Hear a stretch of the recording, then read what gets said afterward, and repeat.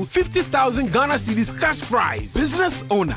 Fabeji. As a student, make transactions with your Access Bank card, and that could get you Spotify and Netflix subscriptions, PS5, iPhone 16 Pro Max, and more. This be out of class Enzo. Fabeji. You see what 250 Ghana cedis can do for you? And Gasakra. Fabeji. It's the Access Bank Fakitwa Beji Kesie promo.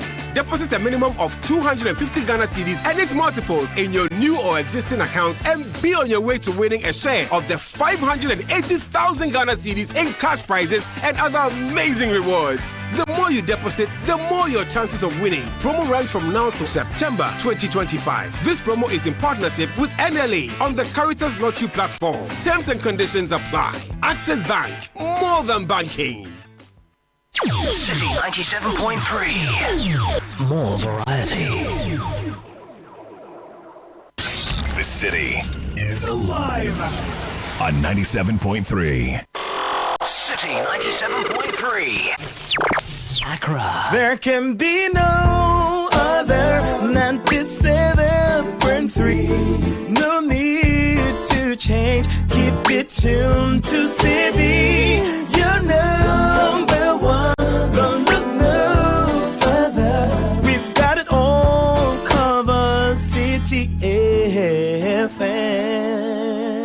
Good morning. Good morning. Good morning. Good morning. Good morning. Good morning, my neighbor. Good morning to life. Good morning.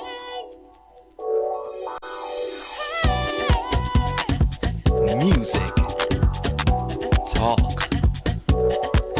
inspiration, in perspective. Express yourself. Good morning, my neighbor. City FM, your station. It's a refreshing lifestyle. City FM 97.3.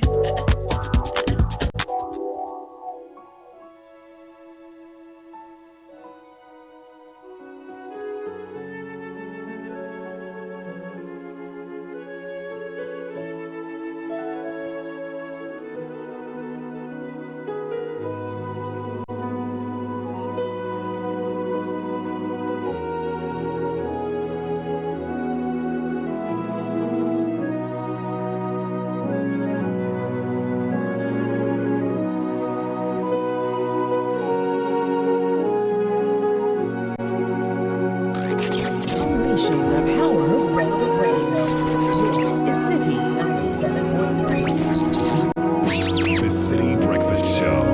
Rise above the noise.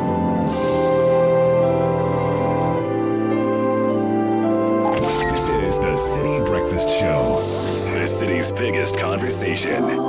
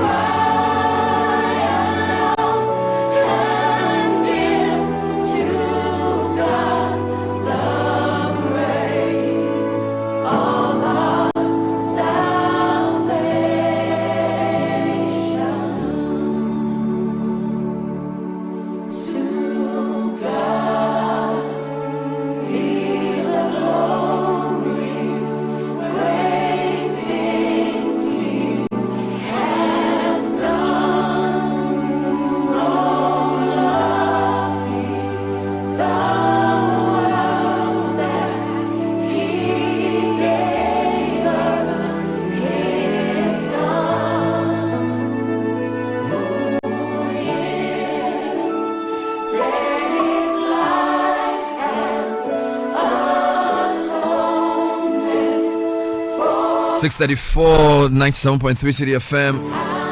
A medley of hymns with Joe Metal and Love Gift. This one says, to God be the glory, great things he has done. So loved he the world that he gave us his son, who yielded his life an atonement for sin and opened the life gate that all may go in. Praise the Lord, let the earth hear his voice. Praise the Lord, let the people rejoice. Oh, come to the Father through Jesus the Son and give him the glory, great things he has done. So these hymns are capsules that summarize our faith in paragraphs that are priceless. And in very difficult times for the nation, we appeal to the sense and the grace in these songs. So it says, oh, come to the Father through Jesus the Son and give him the glory, great things he has done. And there are many people who have different versions of what they like. The various verses of these hymns are so priceless and precious in moments like these. Great things he has taught us, great things he has done, and great our rejoicing will be when he returns, having his final victory over death. So join us this morning as we continue with our coverage of many things on the show today. Of course, Friday is a big day where a state funeral will be held for the departed 8. But till then, there's a lot to do. Starting off with the newspaper review here on the Citi Breakfast Show. Business Sense really is where we start off from. Brought to you by Access Bank. Our doubly in partnership with WCI invites you to Istanbul, Turkey for a lifetime business opportunity where you don't want to miss meetings with entrepreneurs, investors, go-getters, and business leaders. It's from today to the 18th. It's packed with B2B meetings, industrial zone and showroom tours. If it's not too late, call 0800 004400 as Access Bank arranges for a fantastic season of business connections. It's called Access Bank B2B in Turkey, inspiring, connecting, empowering. We'll start with the newspaper review segment and then we'll bring you business news and sports. We're hearing our final 10 for the literacy challenge very early on the show today. There's also a big announcement around what to expect at this year's This is Ghana. It's happening from the 6th and the 7th of September. And of course, we build up to Friday as well, following the burial of the 2 Muslims among the 8. So much is happening within the country. It's back and it's bigger. Fidelity Bank's Sika Boom Reloaded promo is here to reward your savings with life-changing cash prizes. Deposit and maintain 500 cedis or more in your Fidelity account and you could win up to 100,000 cedis in our grand draw. With every 500 deposit growth, you stand a chance of winning 5,000 cedis in monthly draws. Fidelity Bank is here for your journey, Sika Boom style. This promo is on NLA's Caritas platform. T's and C's apply. This cornerstone, this solid ground, firm through the fiercest drought and storm. What heights of love, what depths of peace, when fears are still and strife and cease. My comforter, my all in all, here in the love of Christ I stand. In Christ alone my hope is found. He is my light, my strength, my song. In Christ alone, my hope is found. He is my light, my strength, my song. This cornerstone, this solid ground, firm through the fiercest droughts and storms. What heights of love, what depths of peace, when fears are stilled, when strivings cease. My comforter, my all in all. Here in the love of Christ I stand. In Christ alone, who took on flesh, fullness of God in helpless babe. This gift of love and righteousness, scorned by the ones he came to save. Till on that cross as Jesus died, the wrath of God was satisfied. For every sin on him was laid. Here in the death of Christ I live.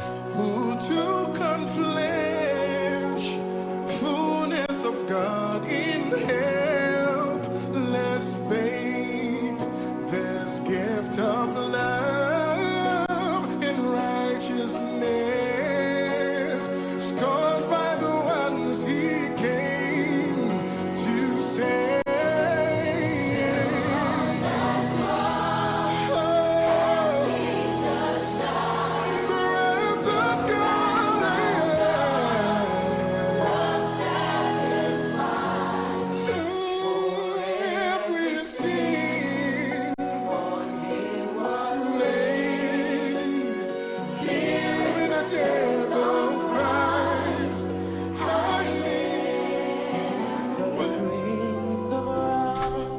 All right. There in the ground his body laid, light of the world by darkness slain. Then bursting forth in glorious day, up from the grave he rose again. And as he stands in victory, sin's curse has lost his grip on me. For I am his and he is mine, bought with the precious blood of Christ. From the grave he rose again. As he stands in victory, since curse has lost his grip on me. For I am his and he is mine, bought with the precious blood. All right, so we have Richard Delaskai and Francis Kakra forcing here with me on the Newspaper Review. Guys, welcome to the show.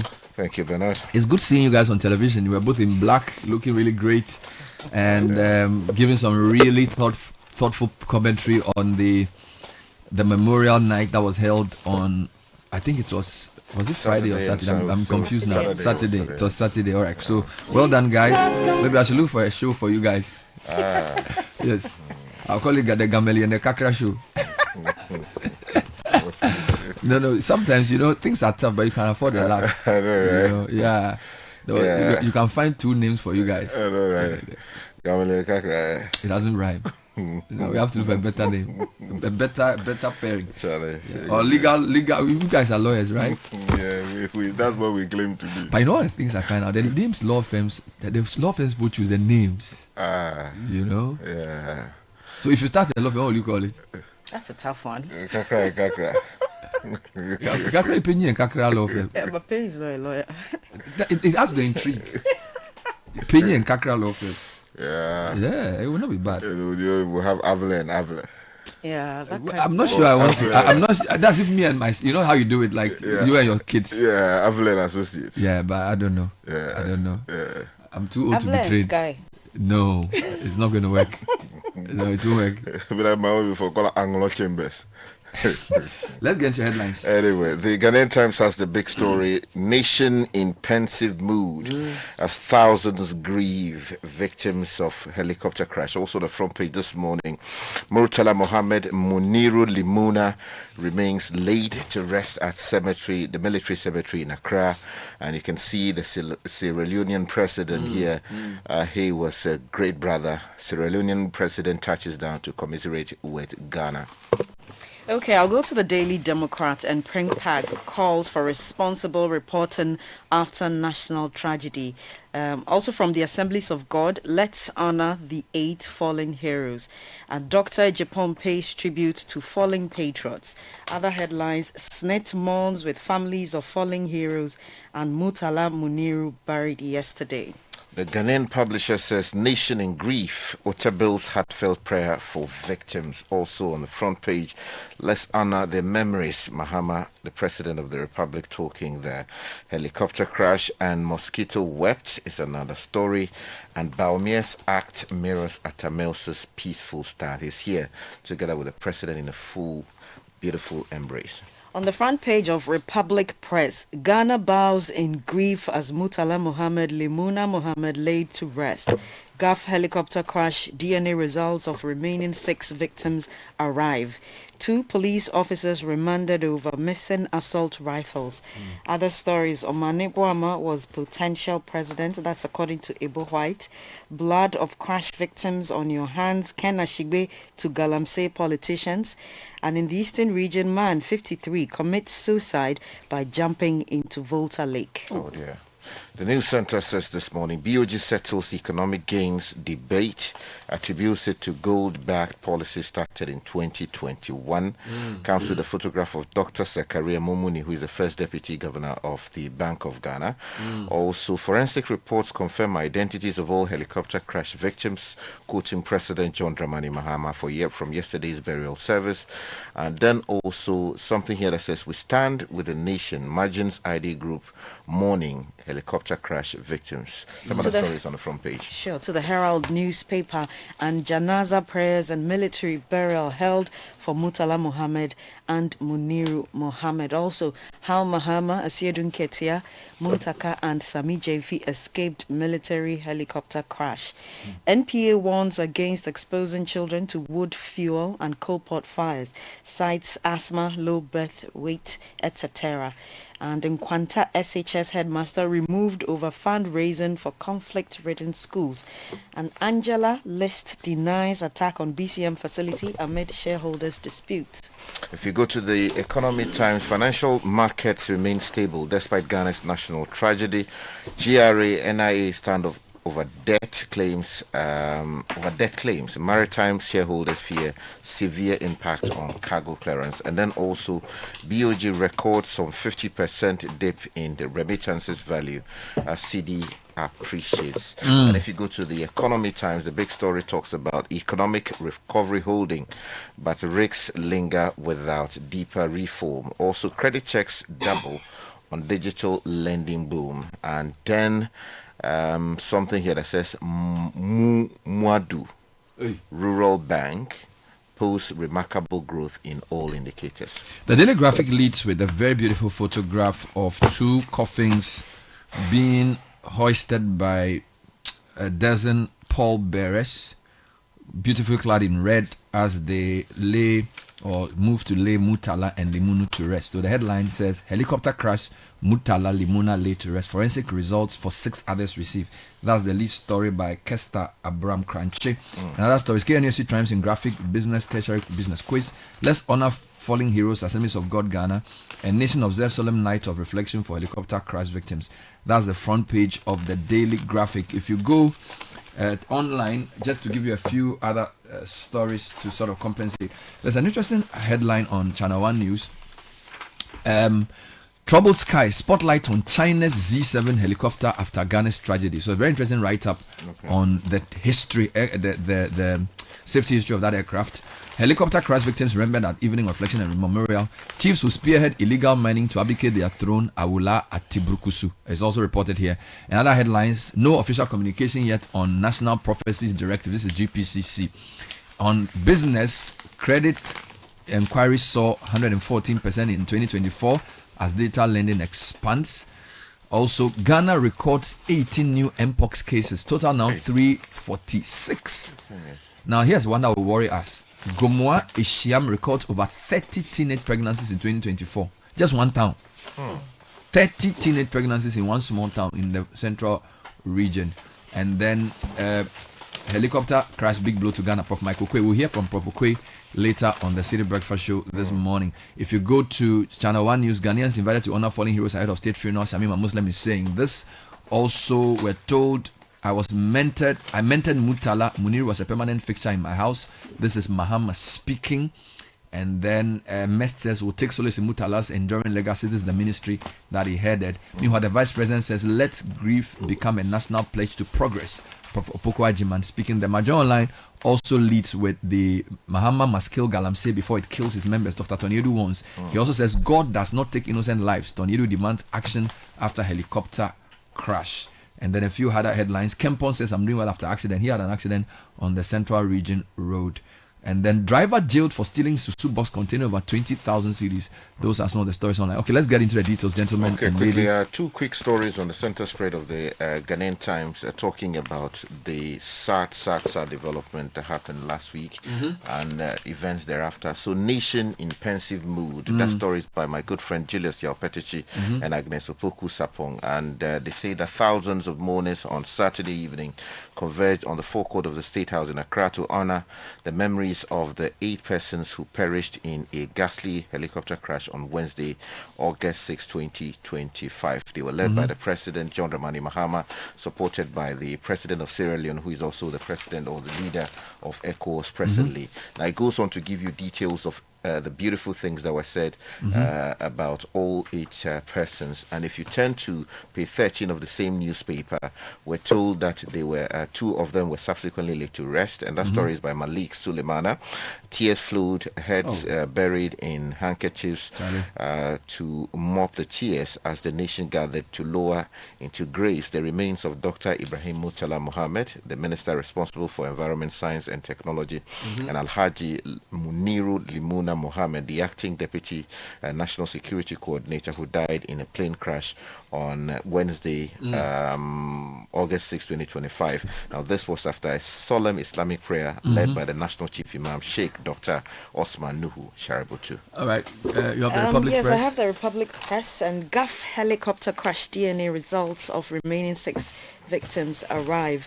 The story reads, the final DNA results identifying the remaining 6 victims of the August 6 Ghana Armed Forces helicopter crash have arrived in the country, bringing closure to days of uncertainty surrounding the identification process.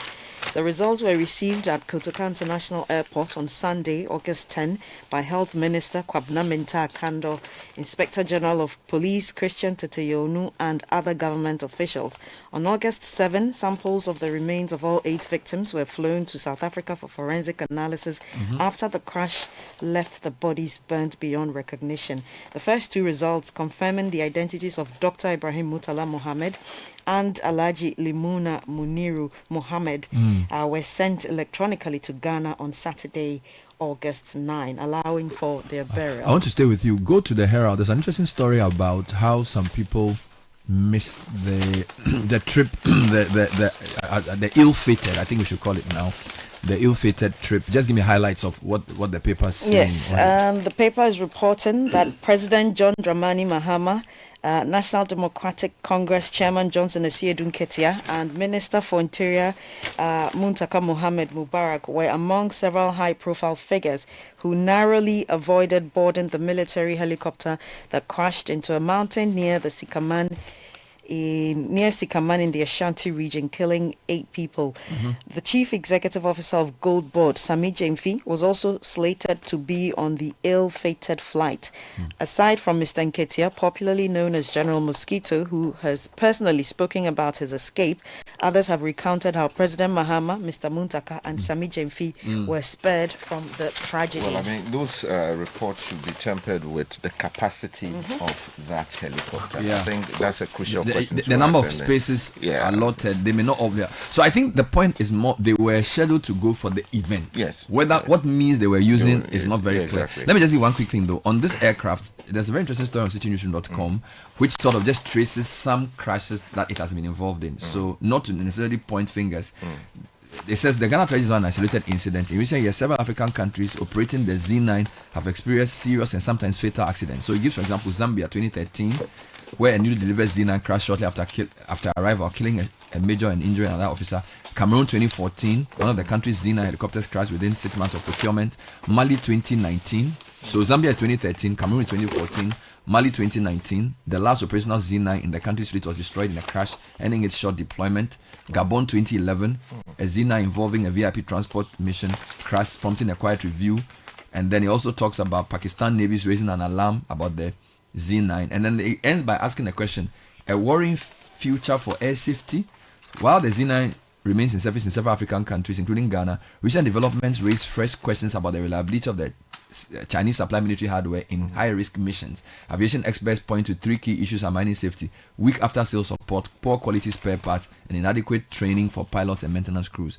This will be dealt with by the technical people in the course of the week? Let's come back to you. Meanwhile, very beautiful words have come in for President John Mahama following the death of his ministers and some other officers under him. And if you go to page 3 of the Ghanaian Publisher, they have a story there, helicopter crash victims, let's honor their memories, President Mahama. And somewhere in the story, they quote the president saying, let us honor their memories not just with tears, but with renewed dedication to the very ideals that they lived and died for. Okay, the Daily Democrat is also reporting PRINPAG calls for responsible reporting after national tragedy. And the Private Newspapers and Online News Publishers Association of Ghana, PRINPAG, has expressed deep sorrow following the tragic military helicopter crash that claimed the lives of 8 distinguished Ghanaians on Wednesday, August 6, 2025. In a solemn statement issued on Thursday, August 7, PRINPAG extended heartfelt condolences to President Mahama, the bereaved families, the Ghana Armed Forces, and the NDC, as well as the entire nation.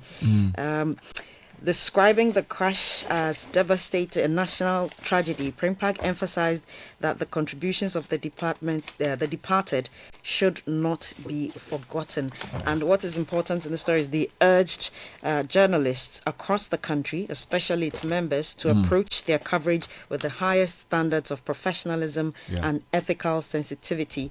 The PRINPAG stated, in this time of national mourning, we must report responsibly and compassionately. Well, let me just give you a quick economic angle to the mourning across the country. Now, the Economic Times has done some financial analysis of the situation, and they say that financial markets remain stable despite Ghana's national tragedy. Toma Emi writing says, well, news of the tragic Ghana Air Force helicopter crash on Wednesday, August 6, that took the lives of 8 people, including 2 government ministers, has thrown the country into mourning and inevitably has been generating some degree of turmoil in the public sector. Ghana's financial markets have shown little sign of being affected. Let me give you 2 related economic stories. Oil price slide ahead of Trump-Putin talks, raising hopes for cheaper fuel at the pump. So that's great news. But there's another one that's a caution. City strength puts pressure on cocoa producer price, calls for greater efficiency and cost controls. These stories are both in the High Street Journal. Because of time, we'll just mention a few other headlines. Chiefs who spearhead illegal mining to abdicate their throne. Awulai Atibrukusu is reporting, or is reported as having said, he's the paramount chief of Lower Axim traditional area. He has attributed that, he has warned rather, that any chief under his jurisdiction found to have masterminded illegal mining in his traditional area and arrested will automatically abdicate his throne. He declared the wanton destruction of the land and water bodies, which serves as the main source of livelihood for the predominantly farming population in the area. And still in that space, if you go to the Informer newspaper, there's a story, an important story, quoting Dr. Tony Edu, saying that we must stop Galamsey as a nation to honor our He actually policy. said that, he said 2 things. He said Mahama must kill Galamsey before it kills his members. Then he also says God does not take innocent lives. So we should take action after the helicopter crash so these things don't occur. And I think he's sort of on point, right? He basically says, yes, we can mourn, but the issue is that we have to take some decisive action. And I think he's really strong And there. Arocha Ghana is telling government, honor helicopter crash victims with decisive action against Galamsey. This is coming from the Deputy National Director of Arocha, Daryl Bosu, who was speaking on Channel 1 TV's Big Issue. Finally, the former Speaker of Parliament, Professor Michael Quay, has called for adequate compensation for victims of helicopter crash. He was speaking on the Volunteers TV show on Channel 1 TV with Stephen Kweku Darko. Professor Quay stressed that the victims died in the line of duty and deserve to be honored appropriately. And he says compensation, which I know appropriate people are mindful of, and will give time compensations, because after all, they were on a national service. So we'll hear the full interview later on the Citi Breakfast Show. And on that, we want to say thank you for your time, Francisca and Richard. Coming up next is the Citi Business News.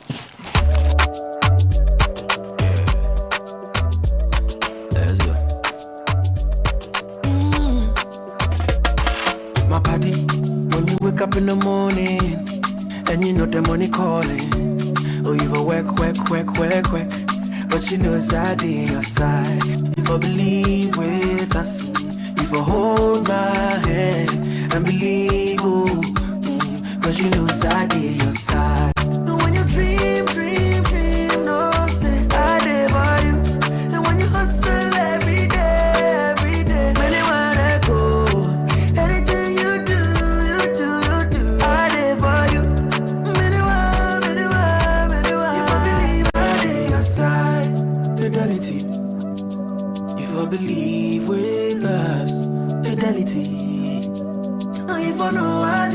side. Fidelity.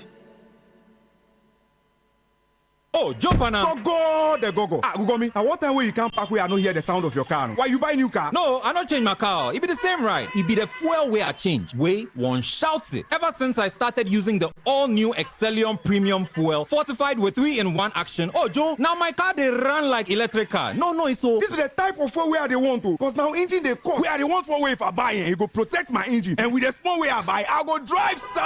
Absolutely. It's like strapping a turbocharger to your engine and giving it a protector. And what they bust my mind self be the 3-in-1 action, no? Excellium they prevent up to 99% of deposit. It be anti-wear, some be anti-corrosion. Won't pay when I open them. Hey, so where can I find this magical fuel? Just head over to any Total Energy service station and your car will thank you. Hey, then make a finish my go be fast, then rush go Total Energies. My friend, but why your hand my go be inside? I give you info. Make I feel the go be too small. The go.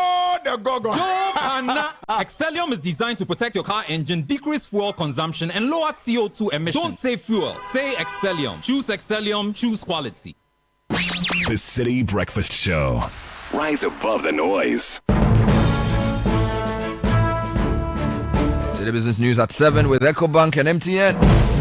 Nashi Kasisa is here with the details. Good morning.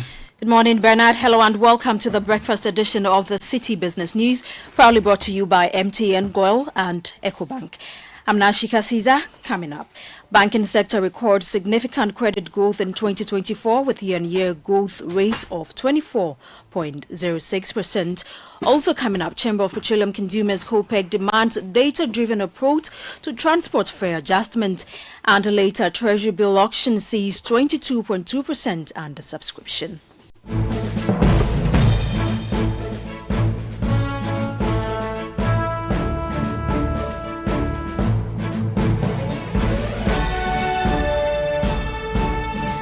Let's settle for the details of our stories now.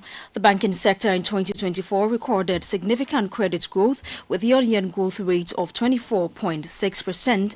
According to the Bank of Ghana's 2024 Credit Activity Report, this growth was accompanied by improvement in the banking sector's financial soundness indicators, including solvency, liquidity, and efficiency.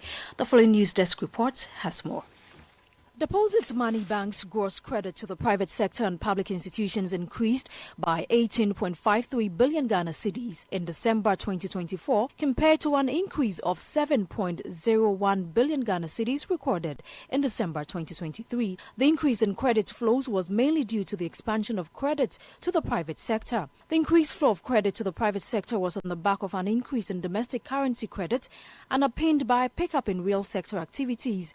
This is also supported by improved transparency in credit delivery as institutions made references to the credit reporting and collateral registry systems. Despite these improved developments in the credit market, the non-performing loan NPL ratio rose to 21.79% by the end of the year compared to 20.58% in 2023, highlighting ongoing challenges in credit risk management by credit providers. The CRS will contribute to bringing the NPLs within regulatory limits by reducing the risk of adverse selection in credit delivery. Now, the Bank of Ghana BOG has boosted its gold reserves to 34.40 tons in July 2025, representing a 4.09% month-on-month increase and an 8.05% rise in the start of the year. Data from the central bank shows reserves opened 2025 at 30.53 tons, inching to 30.62 tons by the end of January, before continuing steady monthly gains from just 8.78 tons in May 2023. The BOG has more than quadrupled its stockpile, a move widely credited with helping to stabilize the city this year. The reserve buildup is being driven by the domestic gold purchase program, a flagship policy aimed at strengthening foreign exchange reserves, enhancing investor confidence, boosting currency stability, and creating a more attractive climate for foreign direct investment. Now, last week's T-bill primary recorded an undersubscription with demand falling to 22.12% below target. This comes after 3 consecutive oversubscriptions following a sharp drop in the interest rate offered on the 56-day BOG bill. Latest data from the BOG shows that while the government aimed to raise 8.58 billion Ghana cedis, total up stake stood at 6.69 billion Ghana cedis. Meanwhile, yields on short-term securities continued to decline, ranging between 10% and 13%. In an interview with Citi Business News, economic and fixed income analyst with Databank Wilson Zelevu said the undersubscription reflects the persistent rejection of high-yield bids. We can attribute last week's undersubscription to the persistent rejection of high-yield bids by the Treasury, coupled with diversified banks' liquidity flows into Bank of Ghana's 56-day bill Monday and Wednesday's auction, which mobilized about 6.2 billion in total ahead of Friday's auction. The sharp decline in interest rates on the 56-day bill to 11% levels initially meant that the holding period return on the 91-day bill looked more attractive. However, with the benchmark rate at 25%, interest rates on the 56-day bill have since adjusted to around 24% levels, making it an attractive option for diversification. You had the economic and fixed income analyst with Databank Wilson Zelevu. Now, the Chamber of Petroleum Consumers (COPEC) is calling for a data-driven scientific approach to determining transport fare adjustment in Ghana. This comes in response to the Ghana Road Transport Coordinating Council's earlier planned 20% fare increase, which the council attributed to several factors, including the failure of prices of goods, services and spare parts to adjust following a 15% fare reduction in May. Although the driver union has since suspended the fare hike, COPEC Executive Secretary Duncan Amoy in a Citi Business interview indicated that reliance on negotiations between transport ministers and driver unions to set fares is outdated. A public transport fare calculation should be scientifically driven, not whims and wishes. Scientifically, to the extent that when you come to the petroleum sector, we are able to determine the cost per liter, per kilometer. And so if a truck has to take 54,000 liters of fuel over 100-kilometer distance, it is easy to calculate that. We should be able to come to a point where we are able to determine the cost per head, per kilometer in country, using all the matrices that we use in calculating transport fare, so that we can also publish same. Duncan Amwa is Executive Secretary of the Chamber of Petroleum Consumers (COPEC). Now, the business community is gearing up to submit proposals for the 2026 budget to the Finance Ministry ahead of the August 29, 2025 deadline. The Ghana Union of Traders Association (GUTA) says it will push for further reduction in commercial lending rates and tax rates to ease the cost of doing business. Daniel Odrumensa has more in this report. The ministry is inviting contributions from business associations, professional bodies, financial institutions, civil society groups, faith-based organizations, and the general public to help shape the 2026 to 2029 budget statement and economic policy. The ministry noted that past submissions have significantly influenced national budgets. With the government set to present the budget on November 15, GUTA says additional cuts in lending rates are crucial to cushioning businesses.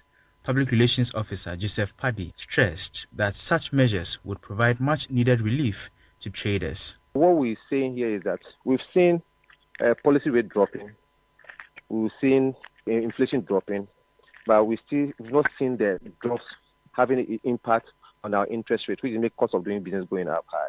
So we're proposing that in between policy rate and then interest rate, there must be a margin that the regulator should be able to regulate the activities of the commercial bank and say, okay, between policy rate and interest rate, don't go beyond maybe 5% or 6%.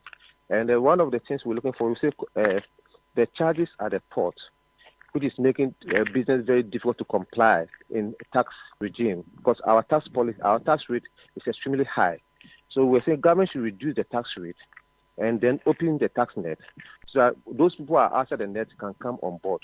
The Association of Ghana Industries says it will push for clearly defined incentives for industry players under the government's 24-hour economy policy. We would like to see issues surrounding the financing and incentives for embarking on the 24-hour economy program of government.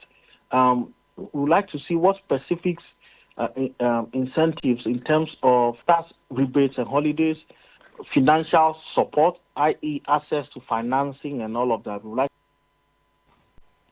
You heard the Greater Accra Regional Chairman of AGI, Chonam Akpelu, and then that report filed by Daniel Oduo-Mensah. Now, leading telecommunications giant MTN Ghana is advocating for urgent efforts to bridge the digital divide by equipping more women and girls with modern technology skills.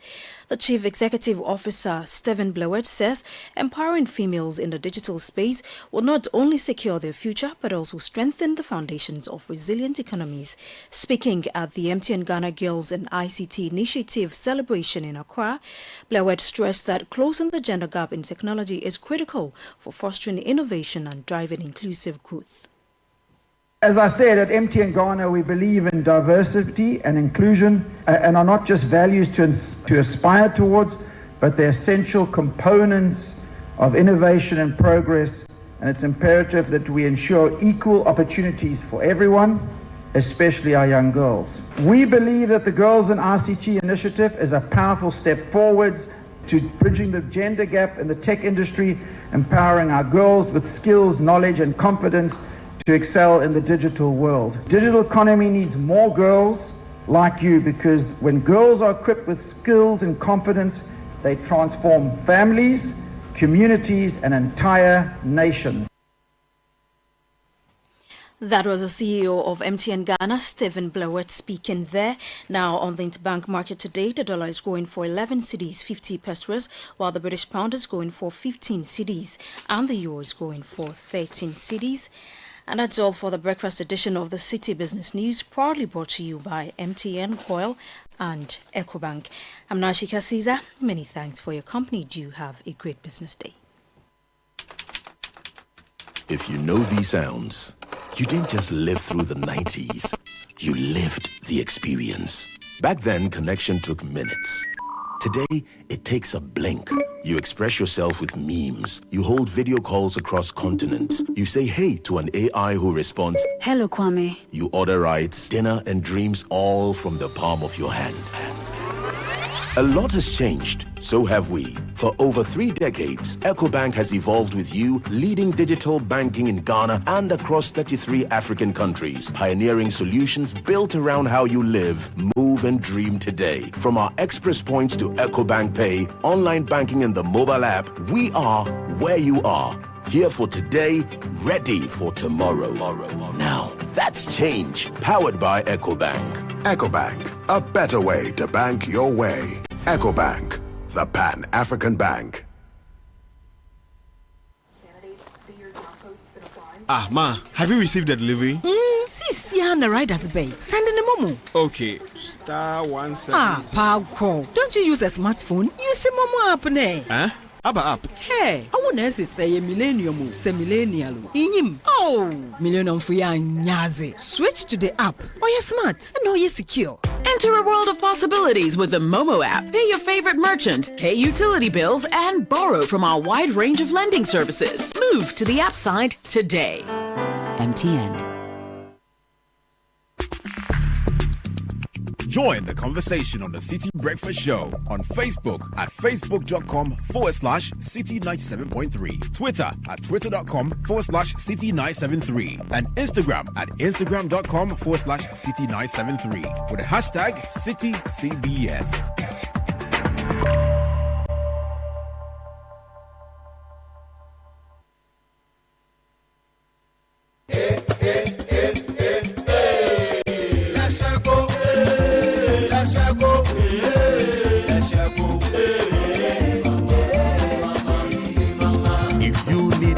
Services, innovative financial solutions. We deliver on our promise, cause we are number one. Let's go, we improve your your life.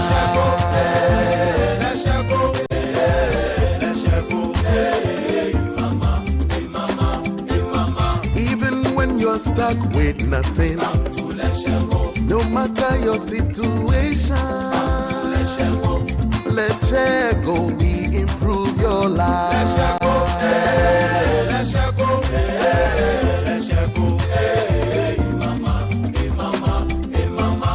Let's go, we improve your life. The City Breakfast Show. Rise above the noise.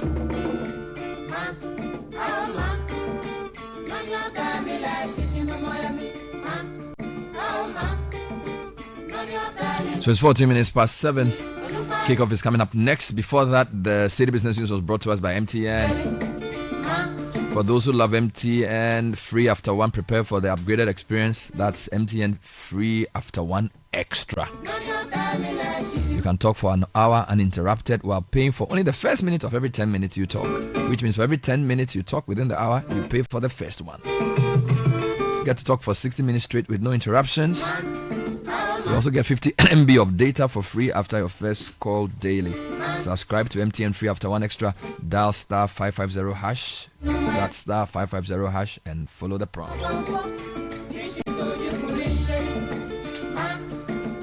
Meanwhile, EcoBank is also proud to be associated with the Citi Business News.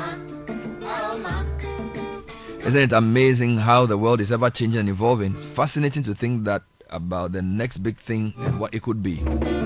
Today it's AI. Who knows what tomorrow will be? One thing's for sure, a lot has changed, but guess what? So has EcoBank. For over 3 decades, we've pioneered a range of digital-first banking solutions designed for the way we live today. From the mobile app, EcoBank Pay and Express Points across the country, EcoBank is right where you are. EcoBank, a better way to bank your way. EcoBank, the Pan-African Bank. Kickoff is next with Polytank, Shell, and Lesheho.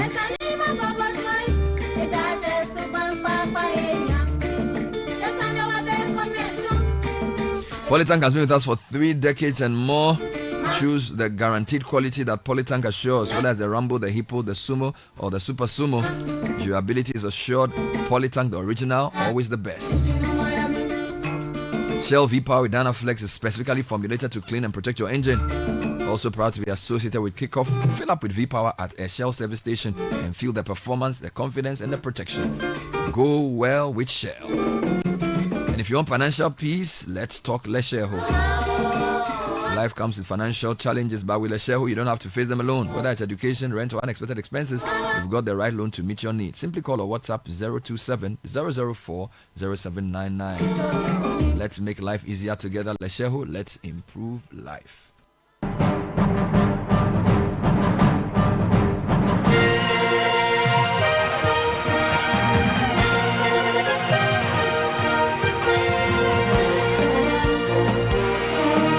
So Gabi Ofe will be joining us with Kickoff.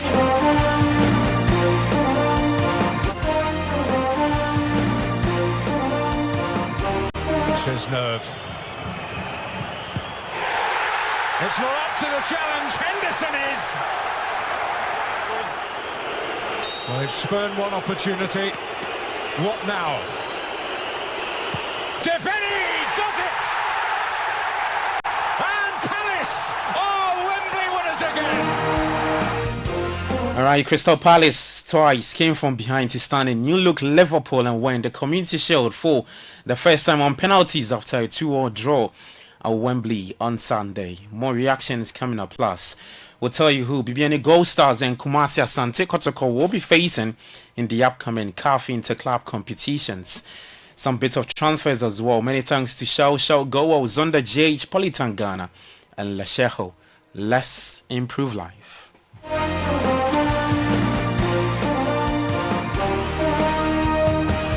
Alright, so I'm Gabi Ofe. Let's start off with the CAF Interclub competitions and Ghana Premier League title holders. BBN Gold Stars will open their maiden CAF Champions League campaign against Algeria's JS Kabylie in their preliminary round of the 2025-2026 edition. The winner of that tie will progress to face either Sierra Leone's East End Lions or Tunisia's Royal US Monastir in the subsequent stage of the qualifiers. Yakubu Haq is the captain for BBN Gold Stars, and here's what he makes of their campaign in the CAF Champions League. It's a tough task, which you need to prepare very well, because we being champions in Ghana, you are going to face champions elsewhere. So each game you are into, you need to tell yourself you are playing against a champion, which I think that's why this time our preparation is ahead of the previous seasons I know of Gold Stars.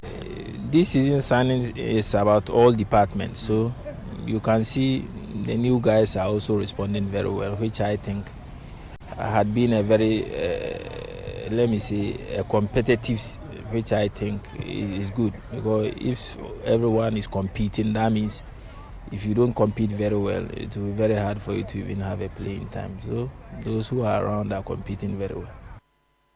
All right, so that's Yakubu Haq, the captain for BBN Gold Stars, speaking right there.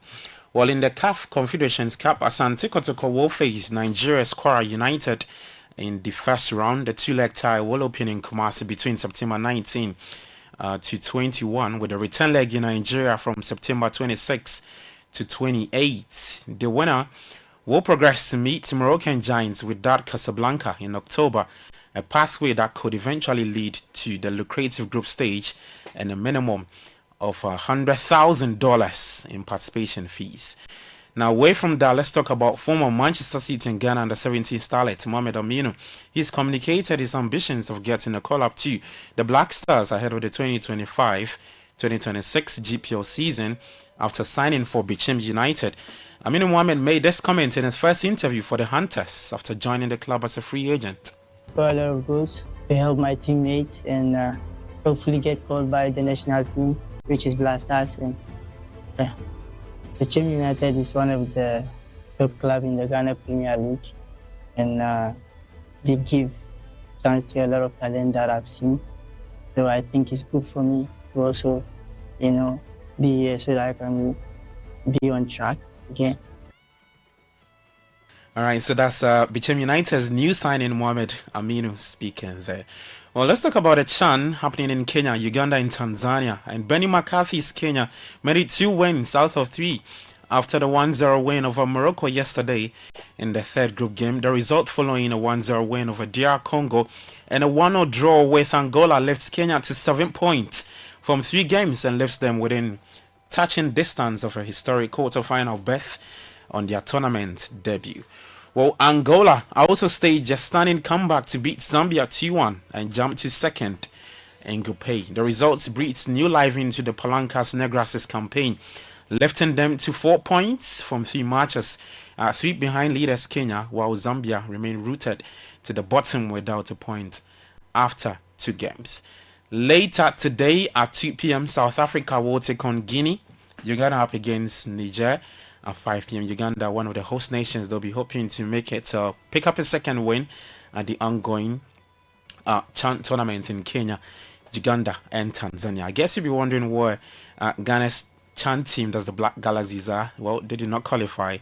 They lost to Nigeria in the final qualifying round. Well, let's take you to Europe, and Crystal Palace started a new season with a suddenly familiar feeling, basking in trophy glory as triumphant underdogs at Wembley. The FA Cup holders beat Premier League champions Liverpool 3-2 on penalties after a 2-0 draw to win an enthralling Community Shield on Sunday. Goalkeeper Dean Henderson was a shootout hero for Palace as he saved from Alexis McAllister and Harvey Elliott, while Salah sent his kick over the bar. Here is immense from these Palace fans. What did you just say? It's unbelievable. Yeah, it's incredible. Honestly, I didn't even hear your question. But these emotions are fantastic. You'd think obviously they were 2-1 up. You'd think we were out of the game. And lads stuck by it. Manager said we'd get chances in the second half on transitions. We did. They stuck by it, defended great, and we deserved that in the end. What is it about you, Wembleys and penalties? No, that's it. Yeah, I love it. I love the big moments. I love being in that pressure moment. I really enjoyed that today. The homework we did for the penalties was great. So thanks to everyone behind the scenes that helped me with that. And yeah, it was brilliant. All right, so that's Crystal Palace's hero of yesterday's Community Shield, Dean Henderson, speaking there. Well, Liverpool manager Arne Slot says his side should have won the Community Shield, but let it slip. The disappointing, of course. If you're a goal up, and you're still not able to win the game, that's disappointing. A game that was quite even, I think. There were moments in the game where I thought we could have made it.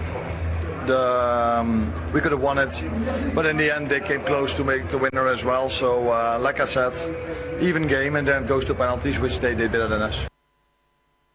All right, so that's Liverpool's boss, Arne Slot, speaking there. Well, let's move on to Manchester United now. And former manager, now Bayer Leverkusen boss, Erik ten Hag says Cristiano Ronaldo was never the problem at Old Trafford. Speaking on their past friction during Ronaldo's second spell, Ten Hag noted that even after the star's departure, United went on to win 2 trophies, proof, he says, of the club's quality. For me, it's no problem. He was never the problem. And it's, I think that's the past. I think it was what happened is the past, and after that we won 2 trophies at Manchester United. I wish him all the best for the future, and I wish him the best of luck. So. All right, so that's former Manchester United boss Erik ten Hag speaking there. Well, to some friendlies, and the world champions Chelsea did beat AC Milan by 4-1. João Pedro, a brace from Leon Delap, and an own goal from Milan centre-back Kubis in the 5th minute. Well, Juventus also beat Borussia Dortmund by 2-1. Barcelona beat Como by 5-0. Villarreal lost to Aston Villa by 2-0. And Ghana's Thomas Partey featured in that game for Villarreal.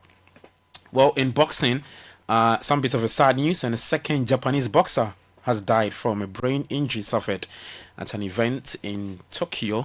Hiromasa Hirakawa, that's 28 years old, died on Saturday after he was beaten via knockout in the 8th round of his fight with Yoji Saito on 2nd August. It follows the death of Shigechoshi Kotari on Friday from injuries sustained during a separate bout on the same card at Tokyo's Kurakuin Hall.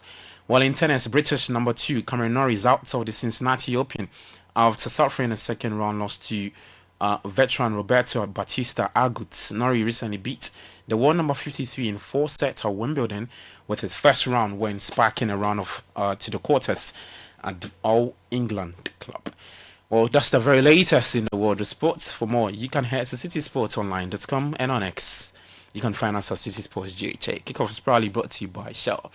So go Wolves under JH Politan Ghana and let's improve life. I am Gabi Ofer. Enjoy the rest of your day. Do take care and bye-bye. Politan is everywhere, durable and authentic. Stronger brand you can trust. Politan, we get some more Rambo and get some more super. And the Politan we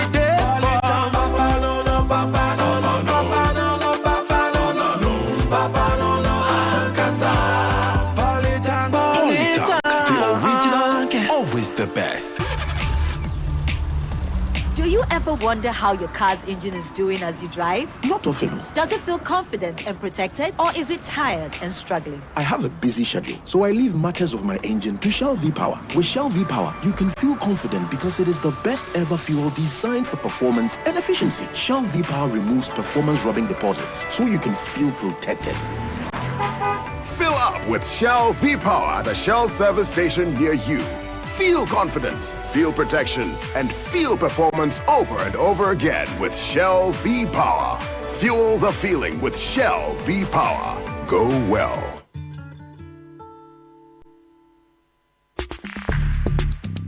Join the conversation on the City Breakfast Show on Facebook at facebook.com/City97.3, Twitter at twitter.com/City973, and Instagram at instagram.com/City973 with the hashtag CityCBS.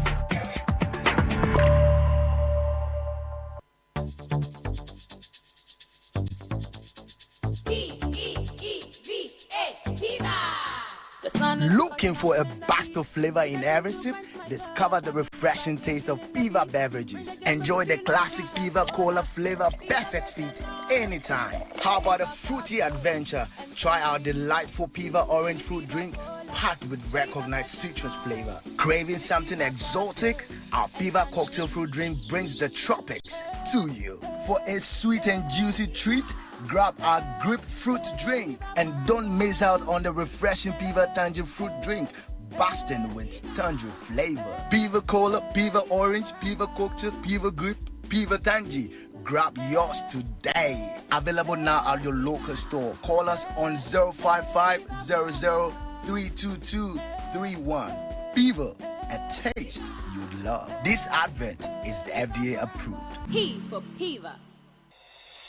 Looking for a one-stop shopping destination for all things made in Ghana? Eager to experience a remarkable fair that showcases the richness, creativity, and innovation behind Ghanaian products and services? Then get ready for the This is Ghana Exhibition 2025, a celebration of excellence in locally made goods and services. This year's exhibition brings together the very best that Ghana has to offer, from timeless traditional crafts to cutting-edge innovations. The This is Ghana Exhibition highlights the brilliance of Ghanaian entrepreneurs, artisans, and businesses who continue to shape the narrative of homegrown excellence. Brought to you by Channel 1 TV and 97.3 Citi FM, this is Ghana's biggest trade fair and exhibition, bringing together SMEs, startups, research and manufacturing sectors, indigenous corporate bodies, and local creatives in one exciting space. Join us in championing Ghanaian talent, creativity, and authenticity. Come explore, engage, and be inspired by the businesses and brands that are redefining Made in Ghana across every sector. The dates, Saturday the 6th and Sunday the 7th of September 2025. Time is 10 a.m. through to 5 p.m. each day. The venue is the A4 Sutherland Children's Park. For inquiries or participation details, call us on 0205-973-973. The This is Ghana Exhibition 2025 is powered by Channel 1 TV and 97.3 Citi FM and is proudly sponsored by MTN, EcoBank, and Side Hassle from EK Brand Consult.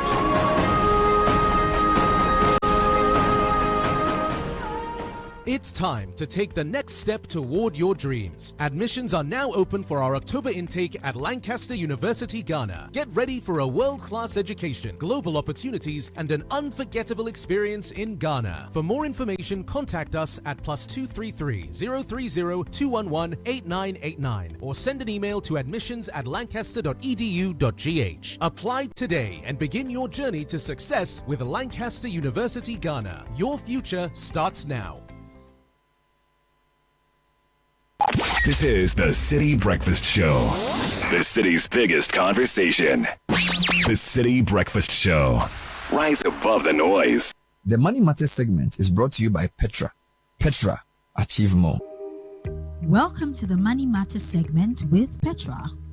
Maybe you've changed jobs, bought a new car, expanded your home, or welcomed a baby. Big lifestyle changes should come with a fresh look at your finances. What worked for you last year may not fit today. Petra is here to help you review, realign, and reposition your money strategy. And if your schedule is packed, a Petra advisor can come over to you at your office or preferred location for a confidential, tailored session. Make time to plan intentionally. That's how real wealth grows. Dial *447*70# to speak to a financial advisor today. Petra, achieve more. The Money Matters segment was brought to you by Petra. Petra, achieve more. Join the conversation on the City Breakfast Show on Facebook at facebook.com/City97.3, Twitter at twitter.com/City973, and Instagram at instagram.com/City973 with the hashtag CityCBS.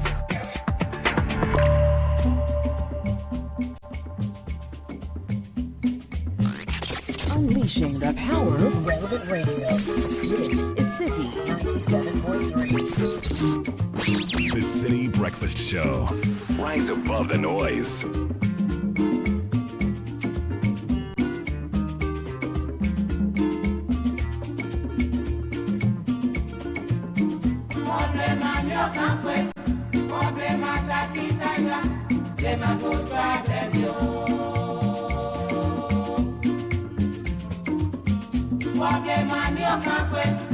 Problema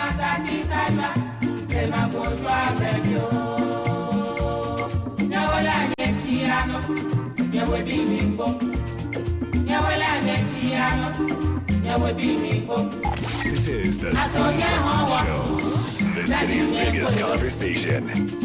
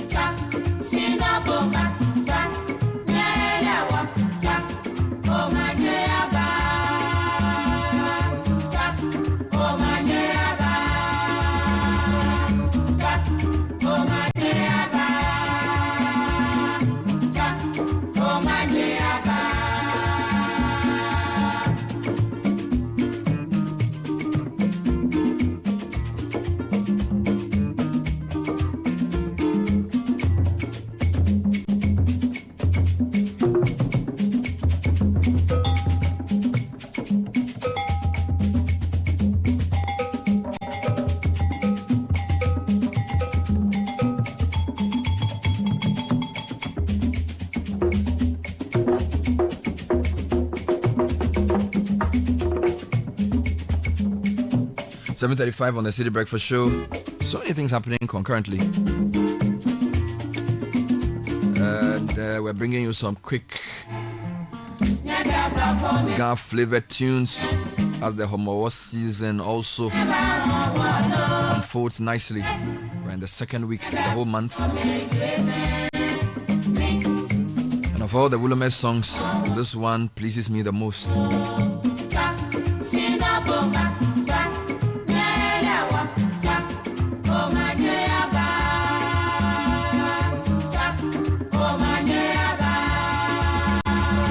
And whilst the nation mourns, some people also celebrate their birthdays. To Mami Efua Cranting, Esquire of Cranting and Cranting Legal fame, happy birthday from Michael Lama.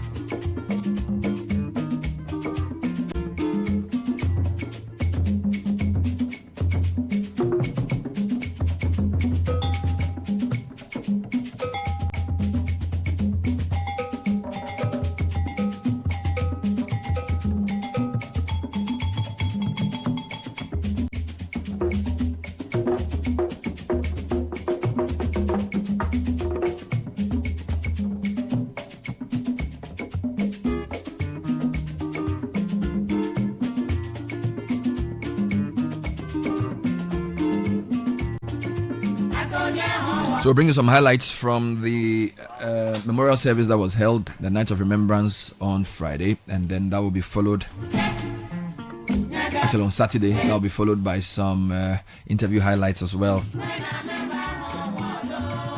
But happy 8th to our darlings, Aislinn Sefa Kitikui, from your daddy, Ceci, from Ceci and Sally. We love you and we're so proud of you. Have the most amazing day.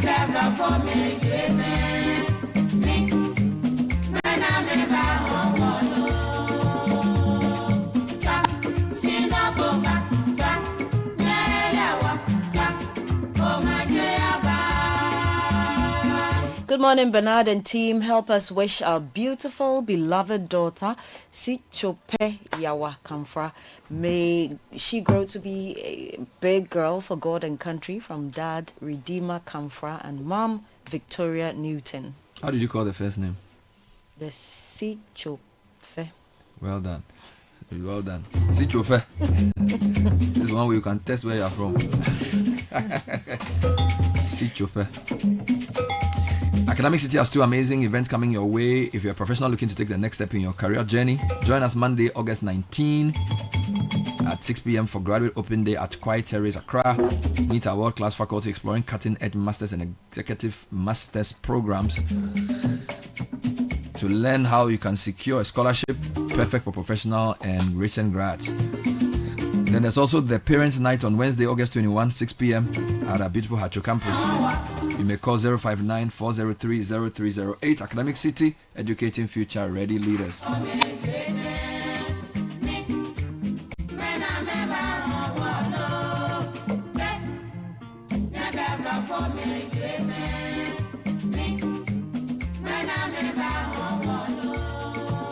SD Bank have reduced their interest rates.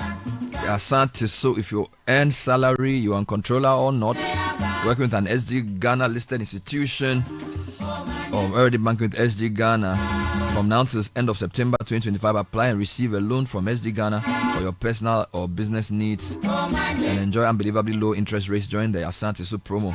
Join the thousands of Ghanaians transforming their lives with the money they need at rates they can afford.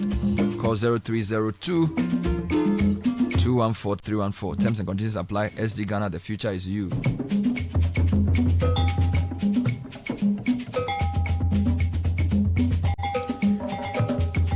And Engine Ghana Limited, the oil marketing company you've trusted over the years, has now proudly rebranded as Misa Energy. It's the same trusted team delivering improved service, now with fresh identity that reflects bold vision for the future. Misa Energy is here to provide safe, reliable, and customer-focused energy solutions across Ghana and beyond. At Misa Energy, we fuel your dreams and put you first. Stay connected, stay fueled. The future is Misa.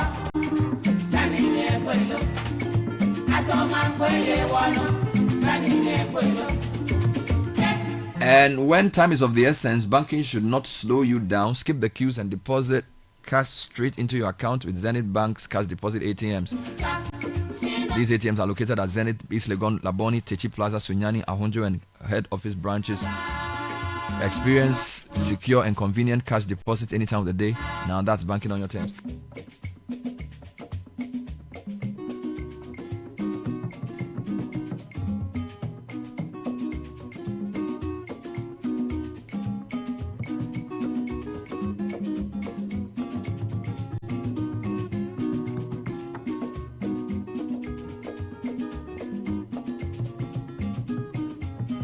So it's been a very, very emotive weekend for all concerned.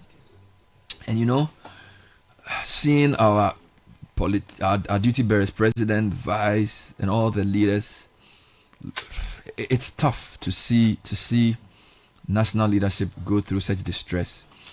But in the midst of that, there are also good voices you can hear that can help put things in perspective. So I'm going to bring you some highlights of a conversation we had on the Volunteer show. It's a new show on Channel 1 television with Professor Michael Quay, and he's been talking about this tragedy, among other things. So I'm going to bring you that before we take you to tech and social media trends at 8. Later on, we'll hear from other people as well. So yeah, here's Professor Michael Quay speaking on Channel 1 television. In fact, I heard it from others because I'm not very much on social media myself. So secondary information. And at first, I just didn't want to believe it.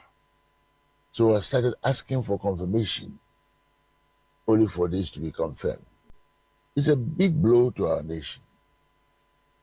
It's a blow to all those in public service who have devoted their lives towards nation building, national affairs, as well as to our armed forces. Sure. Because this goes to the root of our military. So it is really a disaster of great proportions.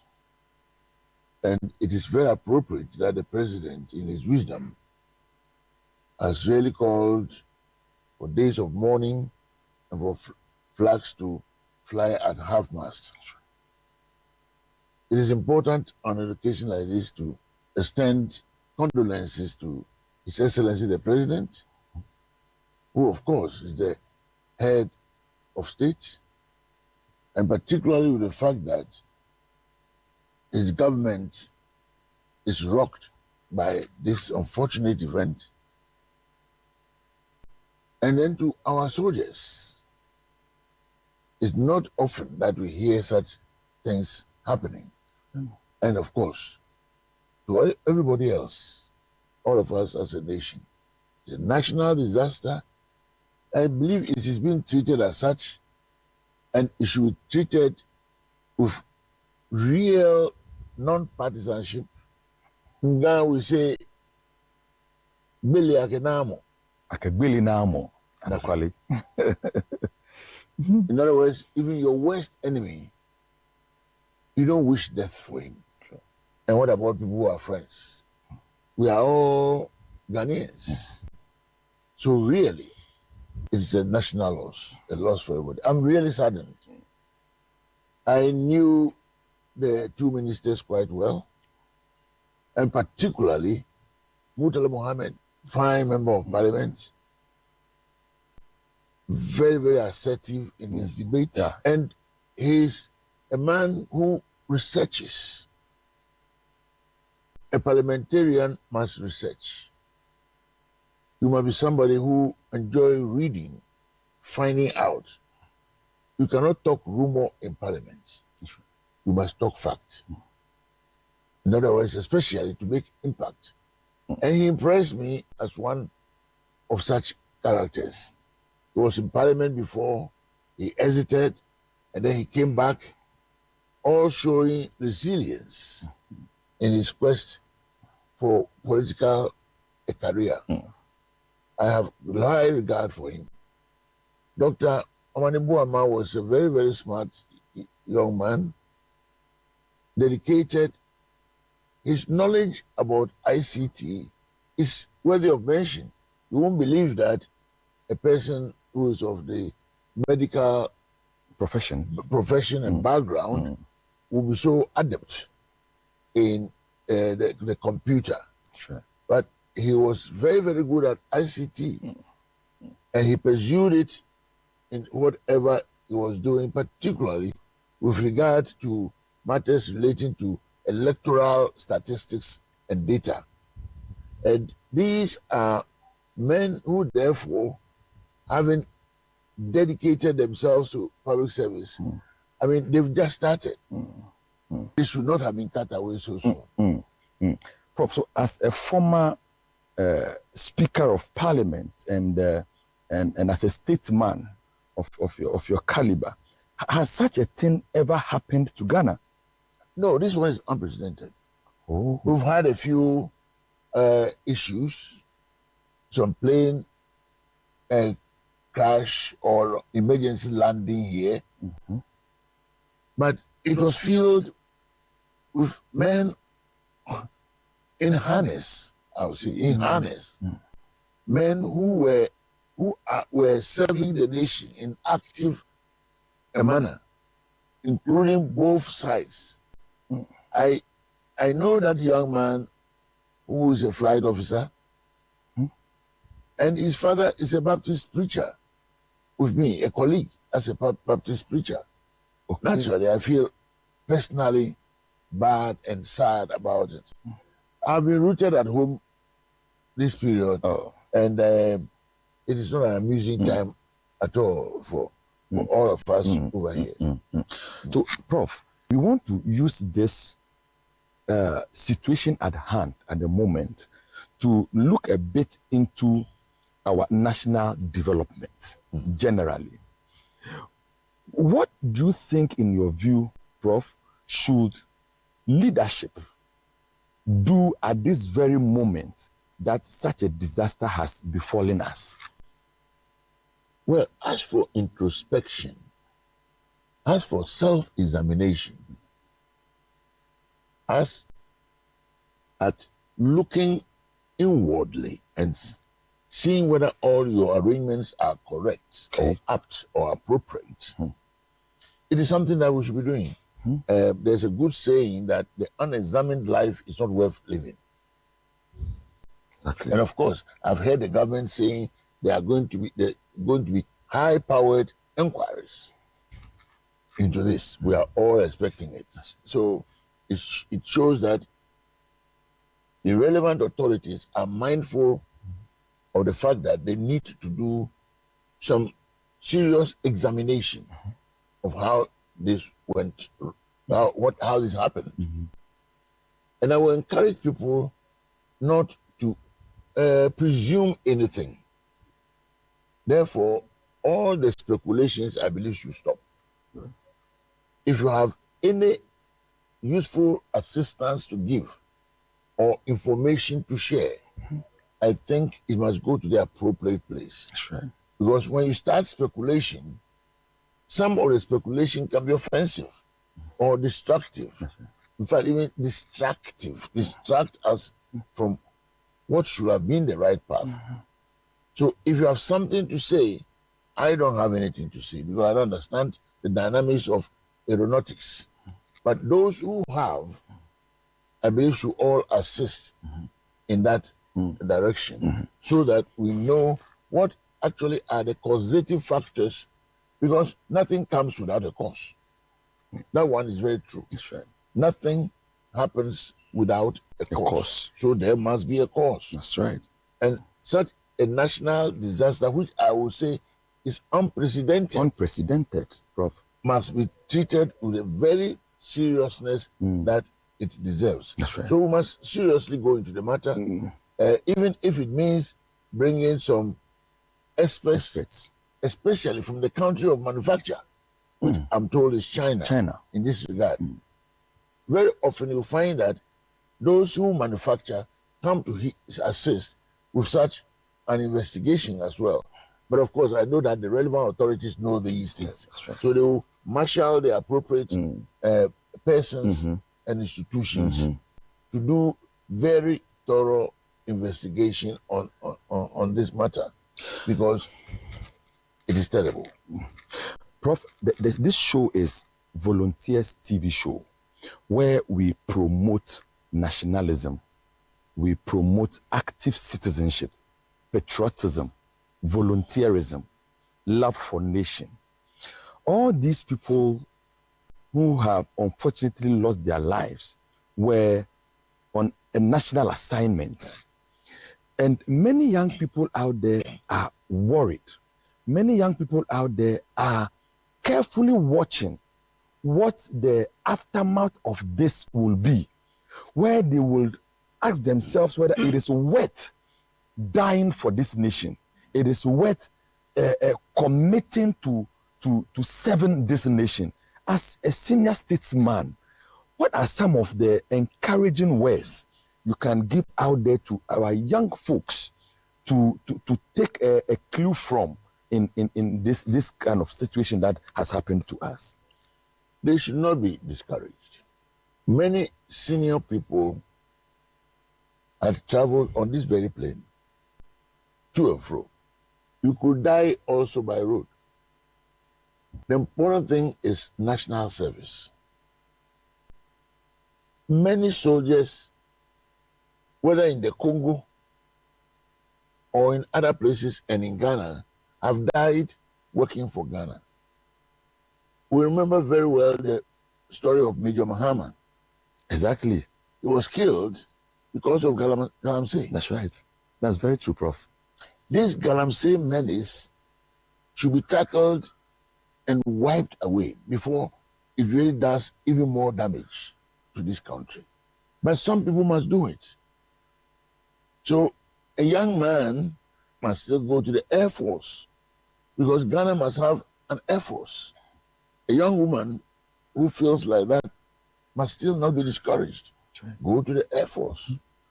Because many people, Sati Ajete and others, were shot at the castle, protesting against the British government. Exactly. And you know very well that it triggered our independence. So as for life that can be lost in national service, it happens. It happens. It happens. I remember one day when this matter occurred, I remember one day when I took a very dangerous trip to Nigeria and back. when I was energy minister. Okay. There was a time when General Obasanjo told our president, President Quay, that the crude they were offering us on very favorable terms and also on credit has become a subject of discussion in their country. In terms of its quality? No, not the quality. In terms of the favor okay. that Nigeria was doing Ghana. Okay. In fact, the Obasanjo way was not named after him for nothing. Mm-hmm. At one time, they helped us by way of the cyclical movement of crude to this country, where the oil refinery was seriously working on these things to enable Ghana to have petrol regularly. But you see, some people also felt we were being favored too much. So there were criticisms in his own country. I see. So he said, look, you better get somebody to come and talk to my people. So I had to go to Nigeria suddenly. And I went on one of these small planes. When we were, it was a successful trip. But when we were returning, there was a time when I thought the end of the world had come. Turmoil? Real turmoil. And at one time, I was wondering whether the plane was flying backwards or forwards. And it was tossing all over. Small planes, they can be difficult. And so on and so forth. When I got home, I told my wife, who was a retired soldier, that look, the way I've been treated today, I thought I would see you again. You know? And that thing is a real picture of my mind. But that did not stop you from continuing doing what you must do. That is it. That's right. You see? Because that day I had to go. I didn't choose what time to go. I didn't choose which plane to fly. I didn't choose anything. But sudden national call. Exactly. When they said you should go, and the plane available, I just had to go to Air Force Station and go. You see, so this is so I can really identify myself with them, because actually I thought that was my end, you know, at one point. I sympathize really with them. So, Prof, as a former Speaker of Parliament, for this to have happened to us, where out of the 8, 1 is a sitting member of Parliament, what appropriately, ideally, should be the immediate action that the Parliament of Ghana needs to take in situations such as this? Normally, in a situation like that, a formal announcement we made to the Speaker. Okay. And then, when he has ascertained that really the event is true, the person is dead, or whatever the calamity may be, he will formally announce it in the chamber. Okay. And express his own sorrow with regard to the event. After that, the leaders respond to what he has said. From both sides? From both sides. Okay. Minority leader, majority leader. And then a number of members of parliament will make contributions. Okay. You know, thereafter, the leadership will summarize. The speaker will give 1 minute silence by way of honoring them who will rise. The speaker normally doesn't rise in the house. He doesn't stand up. That's right. When talking. That's right. When he stands up, it means trouble has come. Because when he stands up, it means the house is even going to stop sitting if you don't take care. So he sits, but on that occasion he stands. He or she stands. I see. To take part in the 1 minute silence. Wow. As a sign of respect to the person. And then he or she may end by saying, may his soul and the souls of the faithful departed rest in perfect peace. Wow. And we all bow and we sit down. Wow. And then we continue the business. So they will be eulogized. And I trust that at the earliest opportunity, this will be done and then recorded in Hansard. because it is deserving of them. Prof, in this situation, how do you think, or what do you think will be the best way in managing the families of these deceased? Yeah. First and foremost, there's one aspect of management which is giving them solace, comforting them, giving them shoulders to cry upon, so that they will get rid of this. In fact, the young man who is a flight officer, yes, sir, got married a few months ago. Not long ago, yes. Can you imagine? A young wife. Naturally, she will wonder what hit her and what the world is going to be. So, elderly people, including priests and pastors, are very, very, very, very much involved in such things normally. And I think by this time, this is being done. Then, of course, it is very, very comforting to know what really killed your loved one. So they must investigate, like it's going to be done, and then they will know what went amiss. That's right. That's right.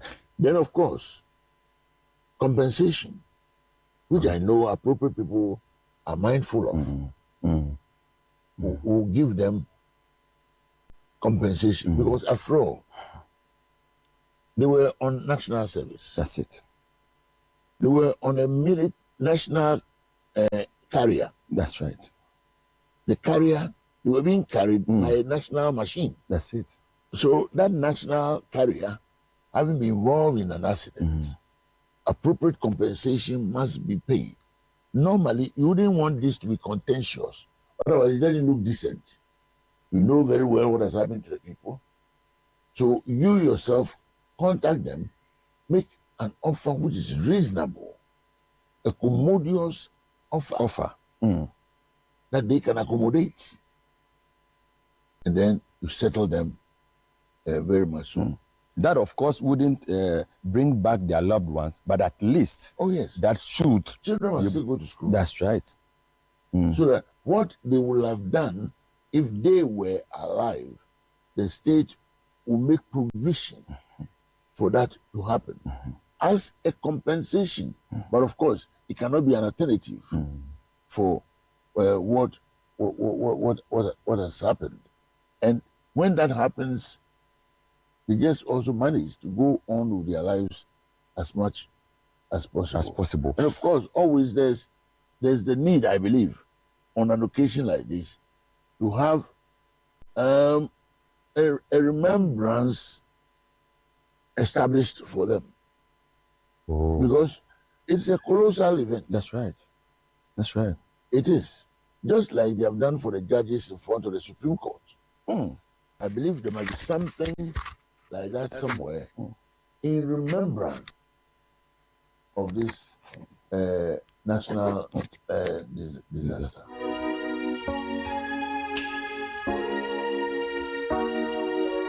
Professor Aaron Michael Quay speaking to Stephen Kwekudako, host of the Volunteers TV show, a show put together by the Global Volunteer Corps, airs on Sundays at 6:30 p.m.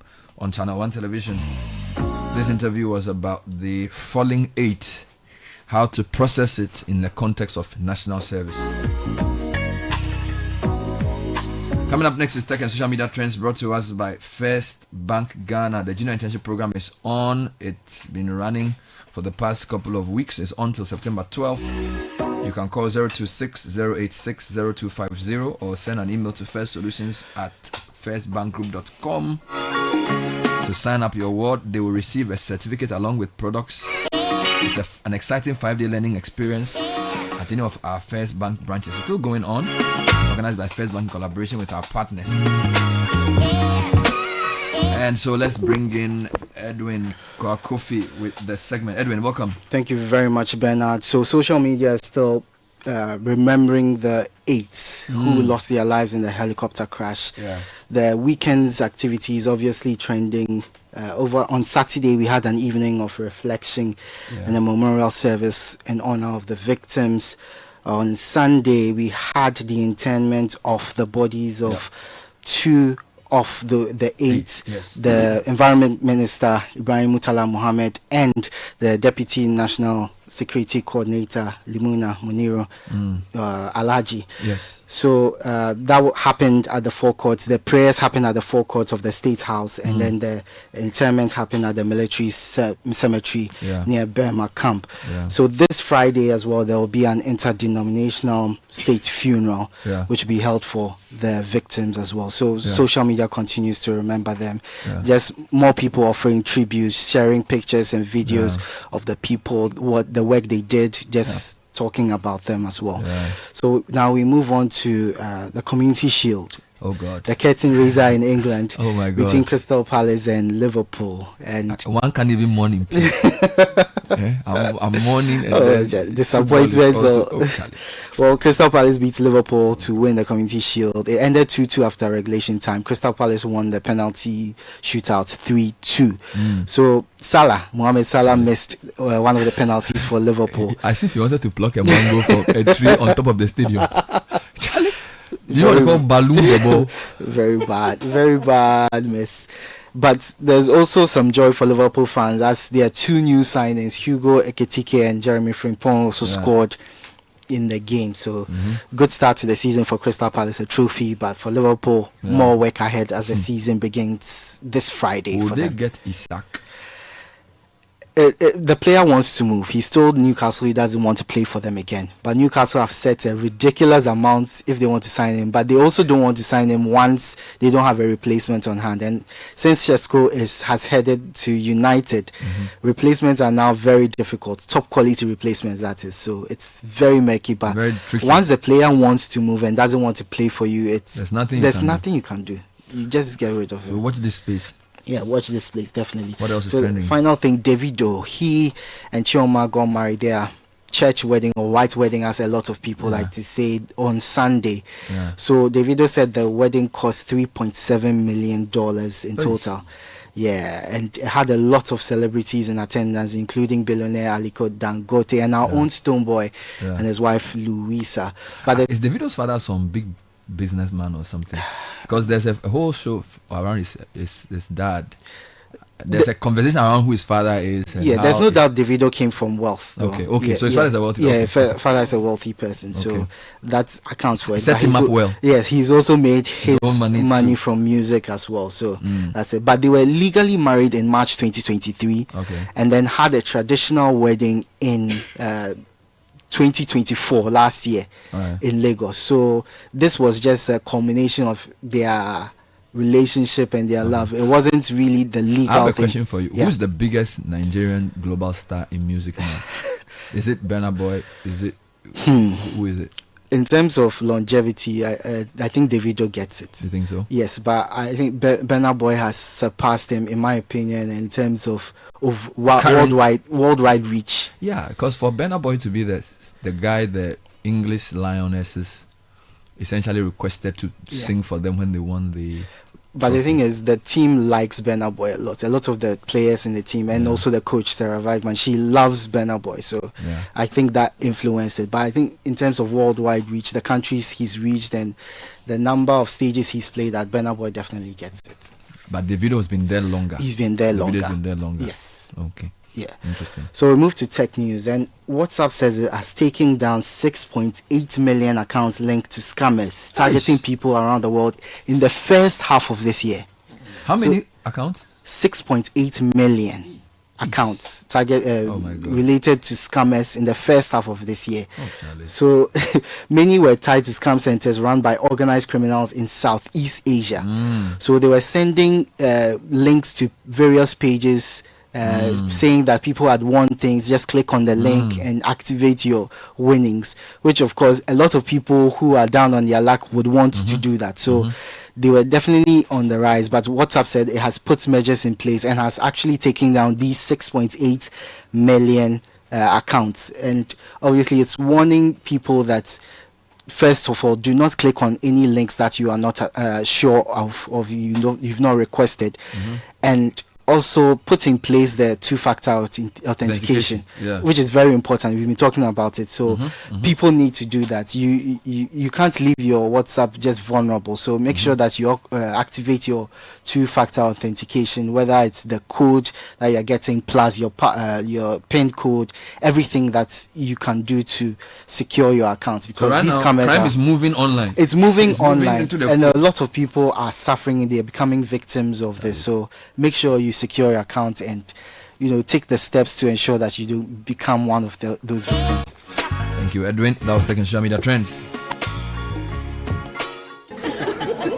Listen, guys. One day, an old lady inherited a huge sum of money. Her family worried about how to break the good news to her. They feared that the sudden good news might give her a heart attack, and so they decided the family doctor, who was experienced in delivering such news, should be the one to tell her. And when he did, surprisingly, she smiled. Relieved, he asked, "What are you going to do with all that money?" She replied, "I am going to give you half." The doctor rather had a heart attack. Can you imagine? People are often surprised when we put them first. At First Bank, that's what we do. We put you first. Experience the gold standard of banking with First Bank. Open an account today and enjoy our user-friendly mobile app, quick banking via *894#, convenient shopping with our Visa Prepaid and MasterCard, and more. All designed to serve you better. First Bank, you first.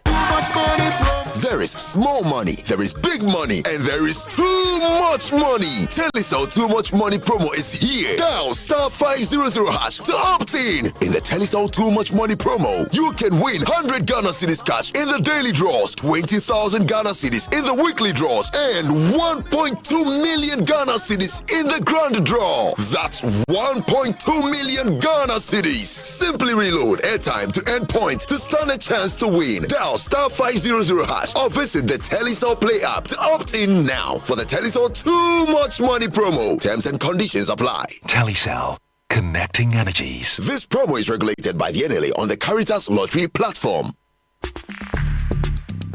Join the conversation on the City Breakfast Show on Facebook at facebook.com/City97.3, Twitter at twitter.com/City973, and Instagram at instagram.com/City973 with the hashtag CityCBS.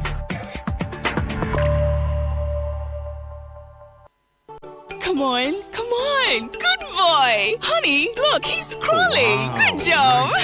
The new Cerelac Wheat and Maize has the combined goodness of wheat and maize grains fortified with iron, vitamins, and minerals also found in fruits and vegetables. To prepare the new Cerelac Wheat and Maize, just add milk. Enjoy your little one's big moments at less cost. Cerelac, care for them. Count on us. This advert is FDA approved. What does better life mean to you? Better life means going on a luxurious trip, paying the fees of my wards with ease, giving a befitting burial to my loved ones when death strikes unexpectedly. At Quality Life Assurance PLC, QLAC, we give you the better life because you deserve it. Apply for the Quality Investment Plan, Quality Group Welfare Protection, Micro Insurance Product, and Quality Funeral Support Plan. Call us today, 0556 589 662. QLAC, we inspire trust. When the current must flow, when the lights must stay on, you don't gamble with cheap wires. You need safety and quality you can trust. That's why Ghana chooses Tropical Cable, the name that powers homes, builds cities, and drives industries. From low voltage cables to construction, mining, real estate, and homes, Tropical Cable is the #1 choice. Tropical Cable is a proudly 100% Ghanaian owned cable manufacturer, the first to manufacture flame retardant low smoke cables in Ghana. Flame retardant low smoke cables means Tropical Cables don't catch fire easily. Tropical Cable is also certified by Ghana Standard Authority, endorsed by Energy Commission, electricians and contractors in Africa. Tropical Cable. Top Preco. Charlie, not again. And I need to return this car by Friday. No money and payday is 3 weeks away? How do I fix this? How? Bank loan, account setup, long process. Nah, forget it. Let me see if Fafa can help. Yes. Fafa from Bank of Africa can sort you out fast. From engine repairs to school fees or side hustle support, Quick Fix Loan from Bank of Africa is here for you. Call 030-224-9690 or chat Fafa at boaghana.com and take advantage of the Quick Fix Loan for salaried workers, offered at an unbeatable interest rate with no cash deposit required. Promo runs from now to 31st October. T's and C's apply. Hey, Fafa, wait here. Papa. Bank of Africa, as strong as a group, as close as a partner. This is the City Breakfast Show, the city's biggest conversation. The City Breakfast Show. Rise above the noise.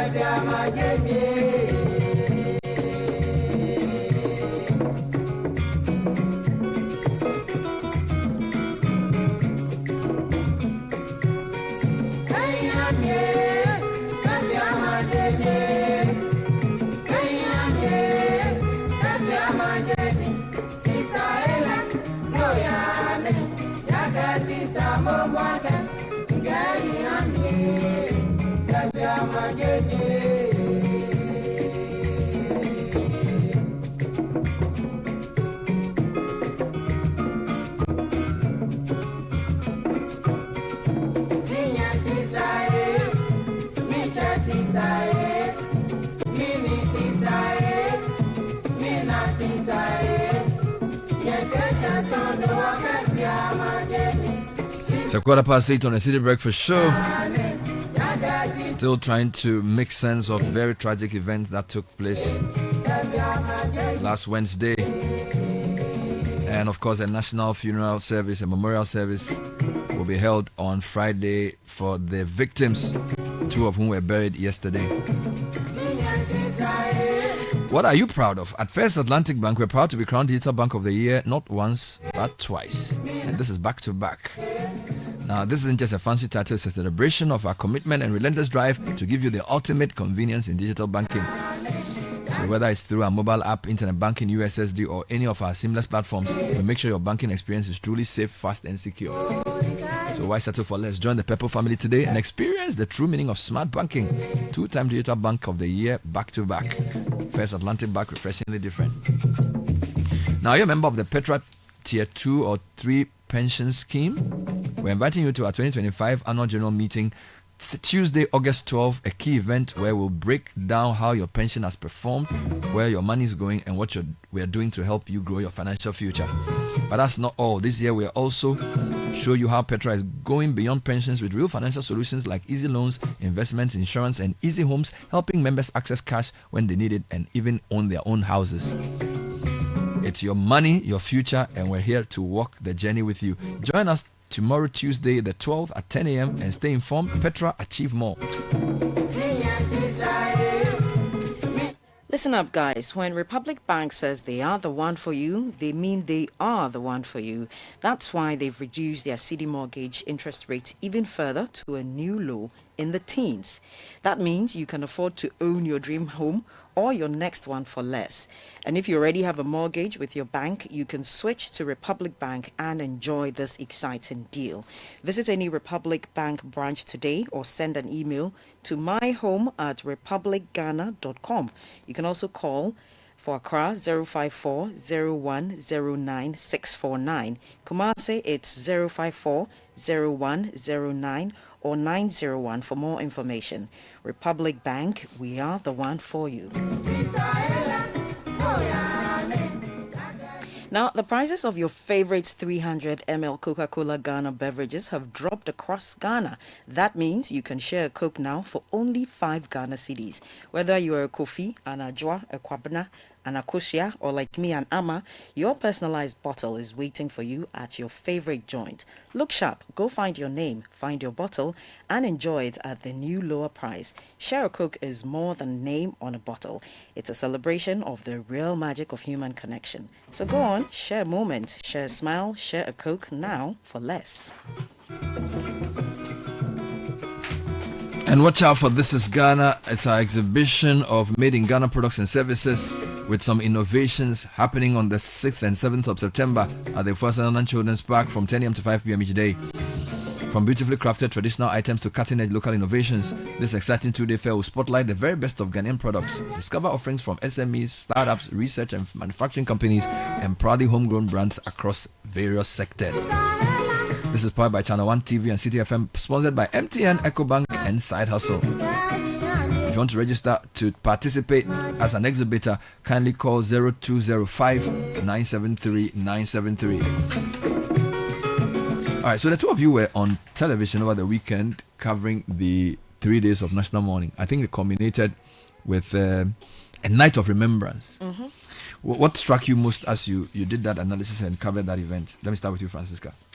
I think it was a somber event, a night of reflection and memorial on Saturday evening, especially listening to President Mahama talk about his personal relationship with some of the people who departed, and also being the commander-in-chief of the Ghana Armed Forces, the Air Force crew that also perished.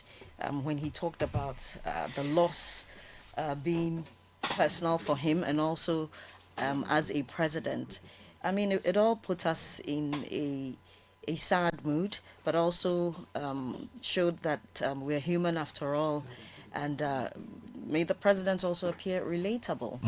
I think it was a good event. I think the events that have followed since the laying of flowers have been structured and have been professionally executed in a good way, a symbolic way to honor those who departed. I think that also the statement by the General Secretary of the National Democratic Congress, that's Quay, making a bold call towards the fight, or to reinvigorate the fight against Galamsey, was also significant and instructive. And I think it was also important that family of the departed military officers, detailed their pedigree and their professional and educational background to sort of quell inappropriate commentary and finger pointing that had gone on across, whether on social media or elsewhere.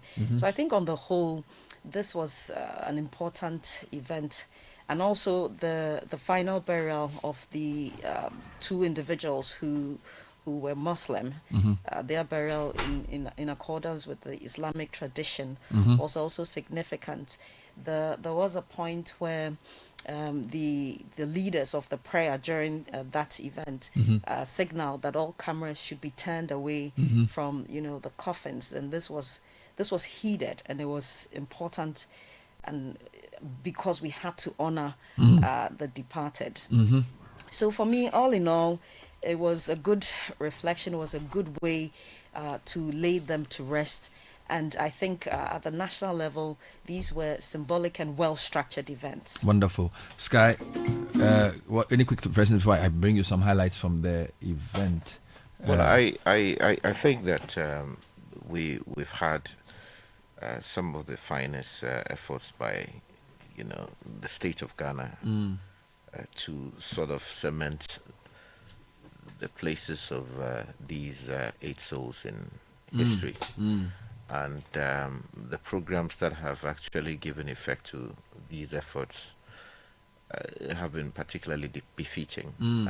I think that, look, the people who have been working around the clock to ensure that this tragedy does not define how they ultimately go to their maker. I mean, they have done a yeoman's job, and I can only say that, as my colleague has already stated, Fifi Quay, my former member of parliament, speech for me should be what should lead our efforts going forward, because ultimately their death would not mean anything unless and until, as a country, we have taken a bold and decisive step to end illegal mining. So you can see the link to Galamsey in the sense that they were going for an event around the Galamsey matter.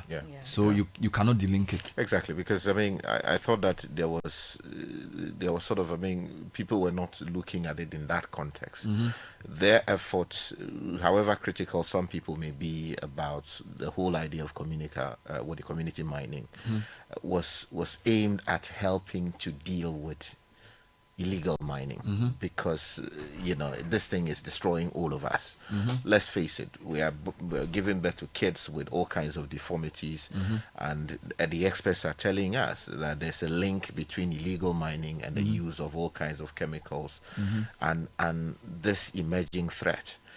We're told that our water bodies are getting decimated. GWCL is struggling to even sort of produce water as a result of the turbidity levels that we're seeing across the country, and cocoa output is also reducing because for some reason we can't deal with Galamsey, and then food to eat is also becoming a problem.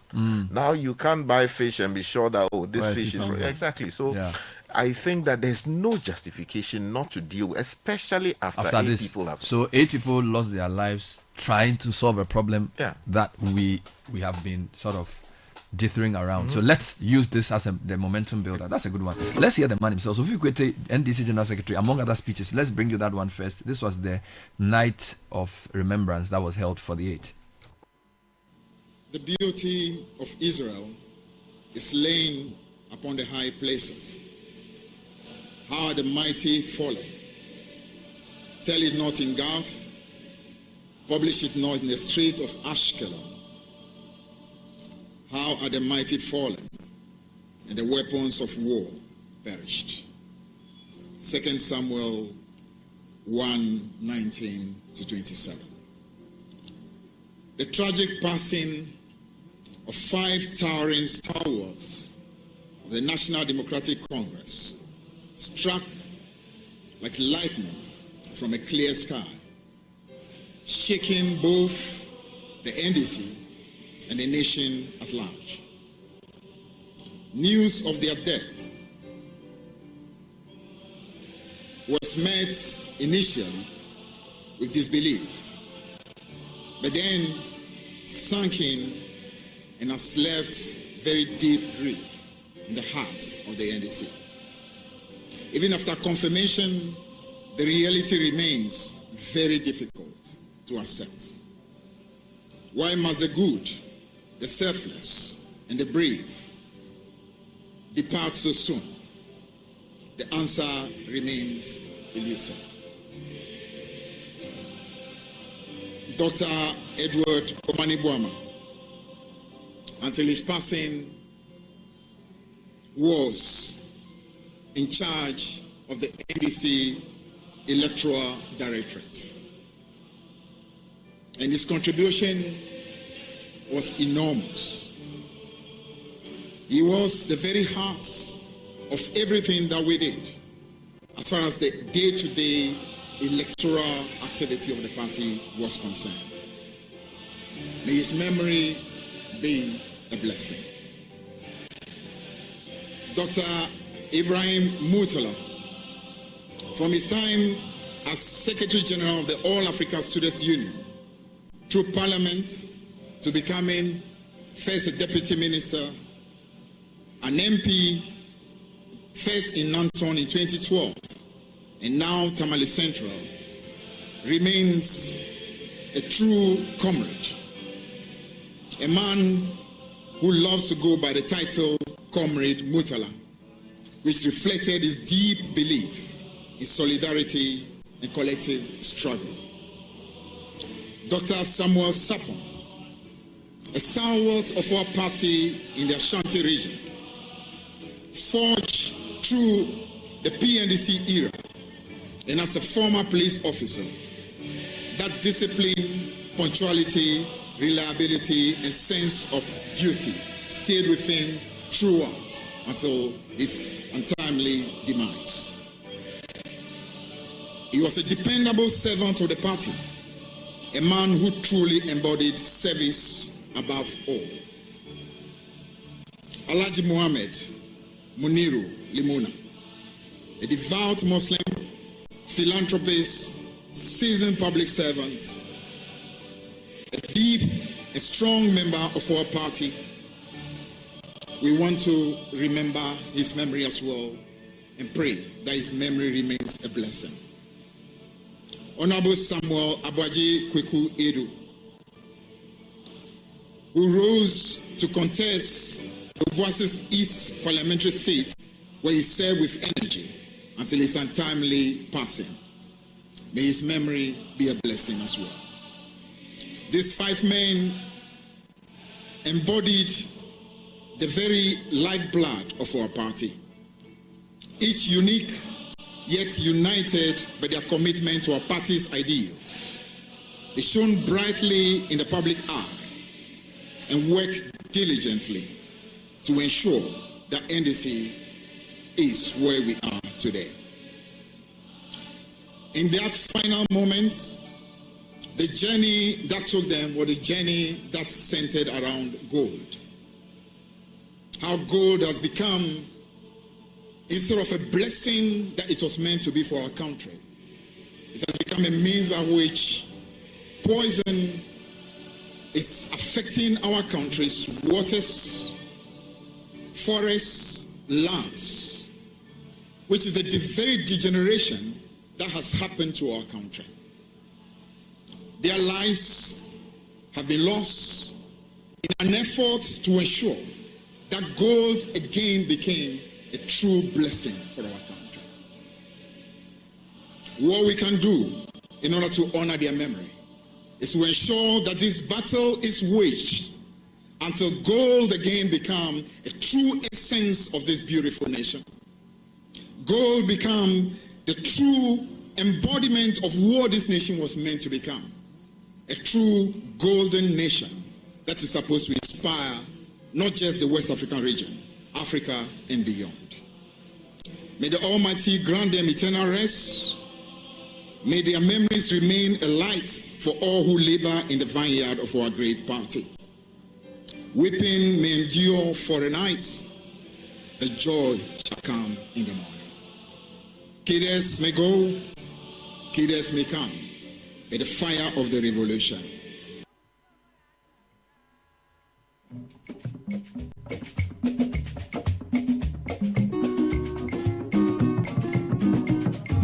So that was NDC General Secretary Fifi Abikwete speaking at the night of, what's it called? Night of Remembrance?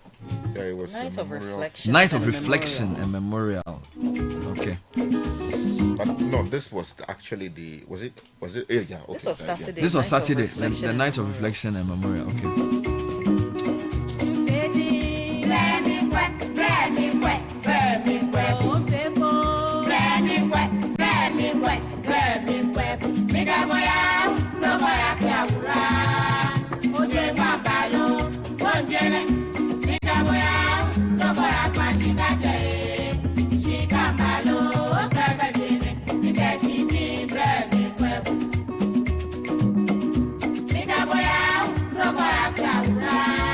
In the meantime, when time is of the essence, banking should not slow you down. Skip the queues and deposit cash straight into your account with Zenith Bank's cash deposit ATMs, available 24 hours a day.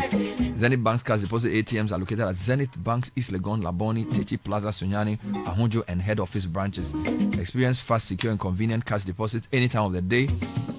Now that's banking on your terms. If you're looking for a best of flavor in every sip, discover the refreshing taste of Piva beverages with 4 distinct flavors: the orange, the cocktail, the grapefruit, and the tangerine. It's available at your local store. You may also call 0550-032-231. Piva beverages, a taste you will love. And if you're frustrated with traditional banking that doesn't serve you, Solis Microfinance is here to serve you better. We are a digital lending and savings platform dedicated to empowering more Ghanaians like you. With Solis, you can open a savings account under 3 minutes using your Ghana card and personal mobile money number. You can start a target savings plan and market-beating interest rates. Apply for fast and easy loans to boost your business or cover emergencies. No finance jargon, no hassle. Solace gives you the tools and support to save smarter, borrow more easily, and grow financially stronger on your terms.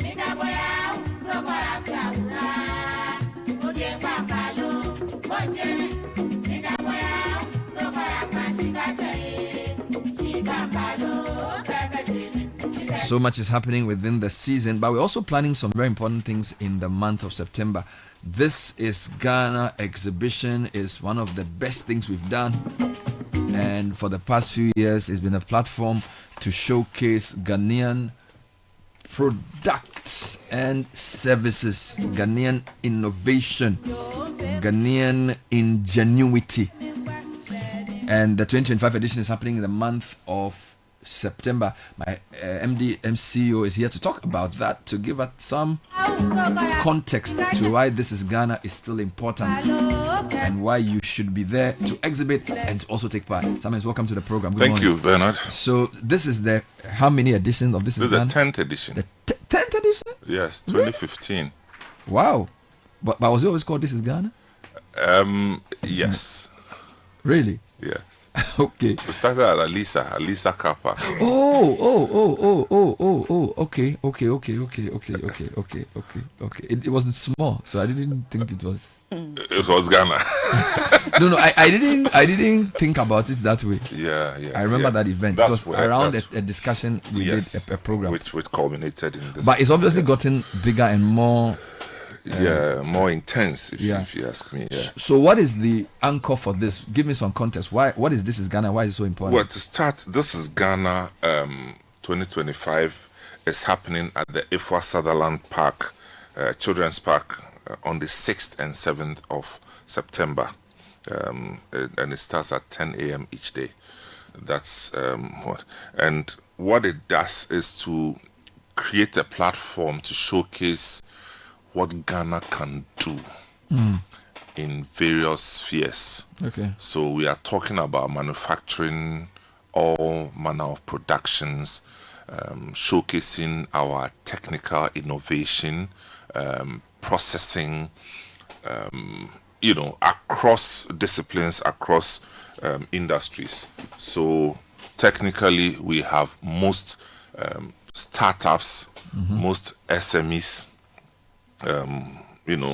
indigenous corporate bodies, services, which we are calling on to be part of This is Ghana. So if you find yourself in any of these categories, this is the time for you to come and meet your clients and potential clients.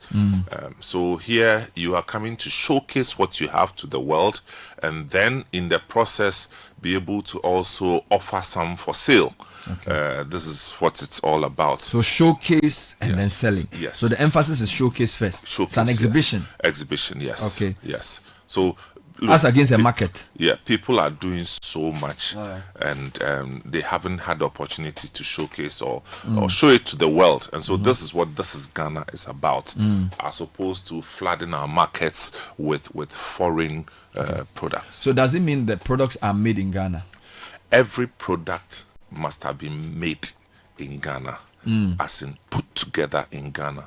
Okay. So when we get into the automobiles, we are talking about assembled in Ghana. Right. Yes. What sectors are we typically looking at when we say across this? board? Production, manufacturing, agriculture, food, technology, food processing, across, yes.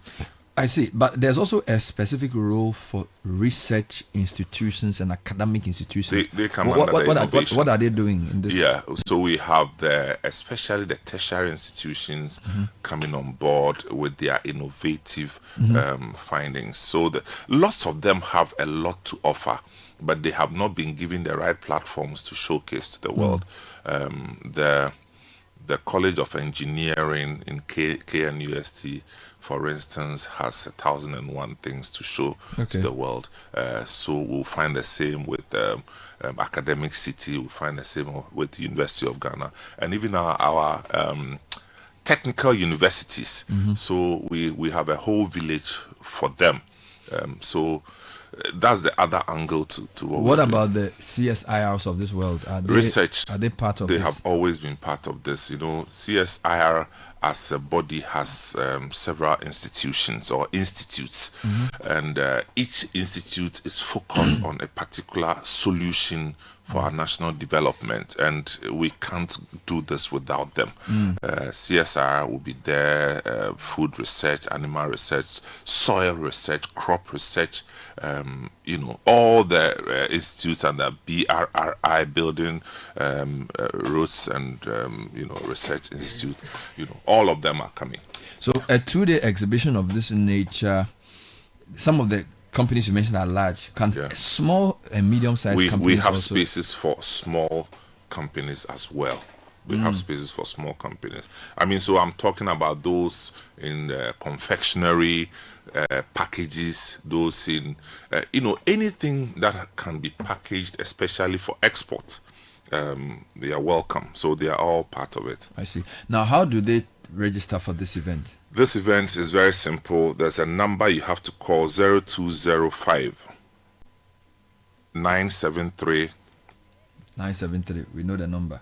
0205 973 973. So is there a period for registration? How long do they have to do this? Well, we keep registering till the number we've exhausted our spaces. Okay. Yes. So this will mean they will have a booth to exhibit their products. Yes. And there'll also be a chance to speak to people who come and pass by and that type of thing. Yeah. All right. So it's on the 6th and 7th. So that's a weekend. Yes. It's a weekend at the Fasaland Children's That's Park. correct. I Of see. September. Yeah. But you have to register now to secure your place. All right. So this is not like a food fair or that. No, this is not. In fact, it's good you asked this question. Last year, I met a couple who came for This is Ghana, and then they walked around for a while, and I heard that they were looking for me. Now they said, I said, no. This one is not the food one. Or I mean, there will be packaged food, not hot meals. Is that the way to? Yeah. So. Nkatia burger kind of things. But the idea is not food necessarily. It's all kinds of things. Processed, value added. Value added. Yeah. For export, for retail. So for, fashion people who sew clothes can bring. Exactly. Okay. People Look, who do. and we've always said this: the objective of using This is Ghana as a platform is to, if you like, create shelf space for Ghanaian produce, Ghanaian products, for us to also find shelf space. Now they are only last week we heard that ShopRite was exiting Ghana. Yeah. Okay. Now, if we don't create our own platforms, this is a signal that retail business is going to go down if we always wake up and depend on foreigners. I was going to mention that there are a couple of malls that try to stock Ghanaian products. I think it was a Made in Ghana mall, and a couple others now try to create Made in Ghana shelves because the demand for Made in Ghana is going up based on some of the programs we're doing. So this is also promotional for people to see that, for example, a lot of people use body cream that they don't know can be made in Ghana. A lot of people use, there are so many tiny things we spend money on. Let me give you, for example, look at you today. Toothpaste, toothbrush, spectacles, masks, the hat you are wearing, the watch you are wearing, earrings, the shirt you are wearing, earring, underwear, shoes, socks. All of this is economies, and most of these things are not made in Ghana. So the idea is to showcase those who are making some body cream. All right, all of these things people spend money on, and they don't even know they are spending money on it. So the funniest part is in the 70s and in the 80s, a lot of these things were produced in Ghana, manufactured in Ghana.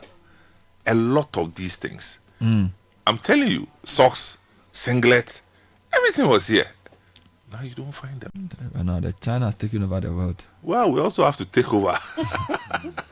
Yeah, so it's a big issue. Yeah. It's a big issue. So the idea is to showcase. So if, for example, so how would the financial institution come and do? Are they looking then for potential companies to invest in because now they realize maybe somebody is doing body cream at a certain scale and it's such a good quality and therefore they want to scale it up and therefore they will then come in? Because I can imagine that the financial institutions will also come. Well, it's a blank check for them. I mean, it's a blank check for the financial services industry. You have a small company, and as a financial services company, it presents a number of opportunities. Okay, extending facilities to them, helping them grow, adding them to your portfolio of businesses and all that. So it's a good opportunity for financial services too. Amazing stuff. Can lawyers come and exhibit? Legal services, or they have to be making something, because they don't make, they help people to make things, and they help people to. We can volunteer by way of helping people draft their contracts and agreements with people willing to invest in their companies or markets they want to penetrate. But if we are not careful, we may be leaning towards soliciting, which is prohibited. Yeah, prohibited expressly. But where do you get these words from? Soliciting. Apparently, it's a term in the legal world. You ask this man himself. You are walking on the streets of London. The lawyers are begging you. So how come in Ghana you don't allow them to do it? They are advertising like Milo. Somebody can ask you that. In fact, people sent me, when I was there, people were sending me emails asking whether somebody has hit me with a car or something. Yes. They were directly appealing. I haven't seen this aggressive marketing. So how come that's not done in Ghana? Well, because it's soliciting. Laws have territorial effects, and sometimes. But our law is from the UK now. Yeah, but not everything. It's called Siatra. You know Siatra. The British people themselves, they advertise their lawyers.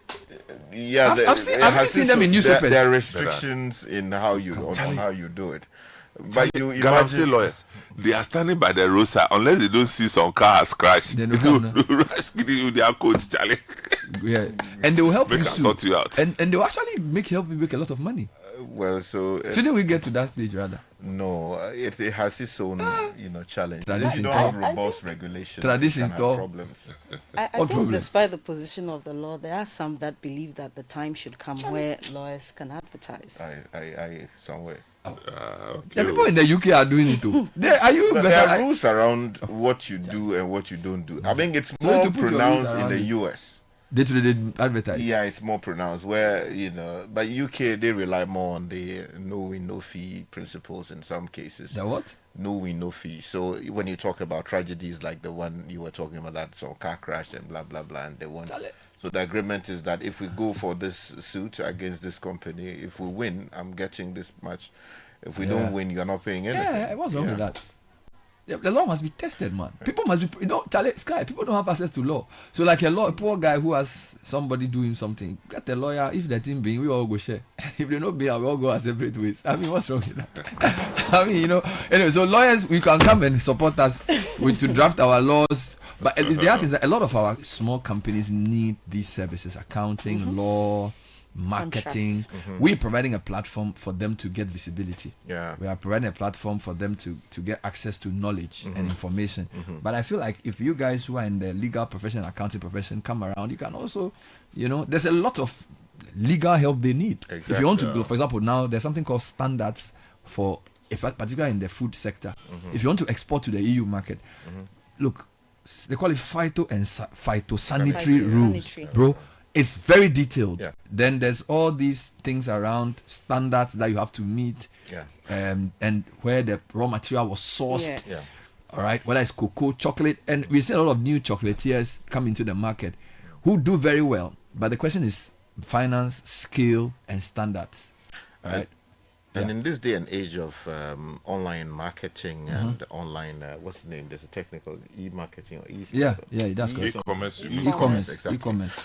We have seen the rise of smart contracts and how they are influencing transactions internationally and locally. Many of the things we are buying online, we are clicking on things. Okay, I agree to this, agree to that, without actually even reading the fine prints. Now, there are circumstances under which a court can intervene and say that, okay, this term of a particular contract is not proper, it's not fair, because of the weight that courts normally award to who is signing the contract on one side and who is signing on the other side. So maybe, Bernard, you going up against MTN. Yeah. MTN is a behemoth. Can you really survive a lawsuit against them and all of that? So some of these things will require lawyers intervening and advising appropriately, especially small companies that do not have so much money. So sometimes we can use it as our pro bono obligations under Ghanaian rules, and perhaps we should look at that. I've seen some companies like Kabi. who start KB. And this, for me, these are the type of companies we want to see at This Is Ghana. So they are chocolatiers who have a special recipe for doing chocolate. They're not as big as the global giants, but the quality of the chocolate they produce means that if you still give it as a niche gift, people still like it. This is the kind of thing we want to show. Of course, we also have niche cocoa company, which is much bigger company, who also do some really good chocolate. Of course, there's a CPC, which is a state-owned version of this as well. But the truth is that we produce chocolate we produce cocoa in large quantities and export raw. We want to see value addition. So This Is Ghana is showcasing that we are not just a country that exports raw gold or raw cocoa, but we also have value-added products. And then there's also a requirement for regulatory compliance. So you see, you're talking about, new companies that are emerging. There are people who are going into production without knowing that, before you produce a particular product, there are specific regulatory obligations you have to meet. So you need registration from the company, the register of companies. You need to speak to the FDA people, standards authority. They are there, and then the local authorities. Do you need to meet specific requirements? Many people do these things without meeting these obligations. It will be useful for lawyers to provide specific pro bono legal advice as the case. Bernard, I would want you to give me a minute to share some good news that's reported on Citi Newsroom from the handicraft export sector. Correct. And the industry grew by 22% in 2024. That's from a 2.43% growth in 2023. 22%. So, yes, it's a story on citinewsroom.com. Let me just read what the Ghana's industrial arts and crafts subsector recorded a 23% increase in export earnings in 2024, contributing to 3% total non-traditional exports, up from 2.43% in 2023, and that's significant. This, according to the 2024 Non-Traditional Export NTE Statistics Report released by the Ghana Export Promotion Authority, stated. The surge was led by Kente products, which posted an exceptional growth of 523%, reflecting growing international demand for Ghanaian textiles. Handicraft items followed closely with 440% increase, while bamboo and cane furniture exports rose by 274%. Other strong performers included beads, which recorded 114%, ceramic products inched up to 23%, and hides and skins contributed 26%. However, the sector saw declines in some areas. Mats dropped by 32%, statuettes by 31%, and traditional musical instruments by 19%, indicating shifting global preferences. Now, GEPA attributed the sector's growth to a rising global interest in handmade, sustainable, and culturally significant products. The authority stressed the need for a continued investment in product development and market access to sustain growth in this sector. And just a quick one, Uncle Sam alluded to an interest in some of these products of heritage. It's not just a global interest, but I think here locally in Ghana people are getting into this. I wanted to give another testimony here. So here's a gentleman whose company benefited last time. So Bernard, the This Is Ghana exhibition was one of the best things that happened to our company early on. We got clients for life and made the most sales we had done in a day. Another important thing that happened is that we got validation for our new innovation. The interest we saw at the exhibition confirmed the need for our solution. It was great. This is Dext Technologies. So they produce learning material for kids. So, usually we were taught science in a wrong way. So the first time I saw anion and cation, they wrote it on the Avogadro. It was terrible, Charlie. So in fact, there's a guy in my class. We call him Ancation because the teacher came to write cations and anions. So he did some questions. We say, so what is this one? When the guy say, it looks like he's mixing anion and cation. So he call it Ancation. We didn't understand. Now what Dex Technology does is that they do class-sensitive science material. So grade 3, there's a set. So almost all the theories you learn, whether it's photosynthesis or digestion, there's actually a physical way of learning it. So then you now read the notes later. So they can have a digestive system prototype and then they will tell you what digestion is. So they are very innovative. This company has created a science set and it has changed the way science is learned. And of course, we interviewed them on this show. So this is the kind of thing we want to see. So a lot of people in the ed tech sector, I want to encourage them to register for This Is Ghana because education is a massive business. Right now, a lot of private schools are looking for solutions to help their students because learning has changed. Now, you may have a system of learning that is different. You are teaching robotics in a different way. This is Ghana is a chance for you to exhibit that solution to the schools. A medical facility as well. Right? Maybe you have a new way of diagnosis that you believe is helping to make medical diagnosis much cheaper and more effective. We want to see what this is Ghana, all right? Then we are talking about people who produce solar and electricity, green energy, people who are into e-cars, is electronic EVs, electronic vehicles. For me, these are companies that may not necessarily be able to afford or benefit from direct advertisement on air, but we're going to bring so many people to come and see. They call them people who come and observe, people. Therefore, so we want to encourage companies that believe they have something new or something useful to be part of This is Ghana, so that people will see. Of course, we'll interview you as well on the day. So let me just say it again, the event is on 6th and 7th September, so you have almost a month to prepare for this, and it's 2 whole days, and there's going to be a walkthrough. There'll be nice things happening. We'll create fun around the event as well. People can sample your products. So for those of you who do products that you believe are like sampleable, maybe some new granite paste or some new whatever, chocolate spread, you can create a desk where people can sample it and give you feedback. So we want to encourage. Now what I wanted to ask Samuel was, are there different registration sizes? So for example, yeah.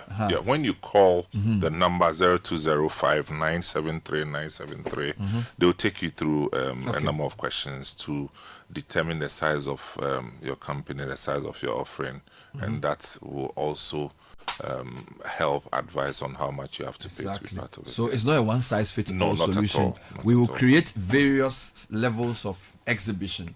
Now, what we are trying to do, you see, we always say that when we were young, we used to go for trade fairs. We're so excited to go to do those things. Somehow, those things are lost. We are trying to rally our audiences to say, look, let's support Made in Ghana in a very big way, in a very meaningful way. So this week, we'll be telling you various things about This is Ghana. And then next week, some of the exhibitors will come on air to tell you what they'll be bringing. All right. But we would like you to register now so we can book your space and plan for you so that you really know that you are coming. So please call 0205-973-973, or at least send a WhatsApp to the number to say, my name is this is my company, I want to register for This is Ghana, from EdTech to MedTech to Agritech, all the various innovations, in addition to regular products that you want to just give a platform for people to come and see. So the idea is not to bring all your shop into the place. You can bring some of the key products so that when we come, we can direct us to the let me make this point. At times, when you have companies coming in with the sole mission to come and just sell, and I think if all you want to do is come and sell, you are just shooting yourself in the foot, because it's to create awareness for follow-ups. Come with flyers, come with cards, so that you give to people so they can follow up. Because how much can you sell in 2 days anyway? Yes, the volumes may rise, but how about the follow-ups? Where do we find you? So get prepared properly, because this is a huge platform, a huge opportunity. And in fact, what was it? I think 2 or so years ago, whilst we were promoting this, I had 2 calls from companies that were outside of Ghana. They wanted to know how to take part. Yes, because they said they saw the advert on Channel 1 TV, and they wanted to come.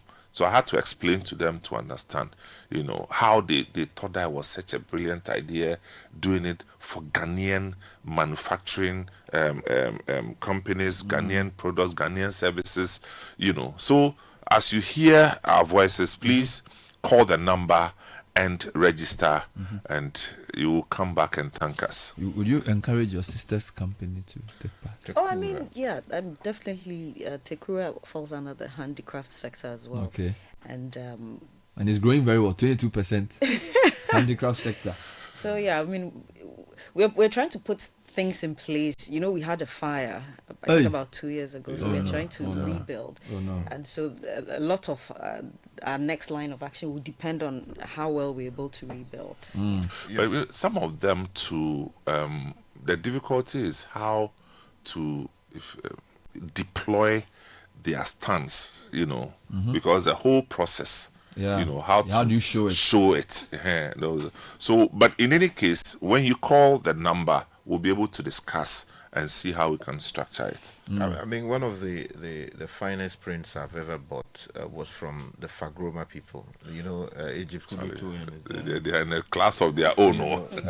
Egypt. Good morning. So, and people, anytime I wear it, people are calling, asking, "Oh, where did you get this?" And then I explain to them that, "Oh, this we got from, this is Ghana." And the references have been really, really great.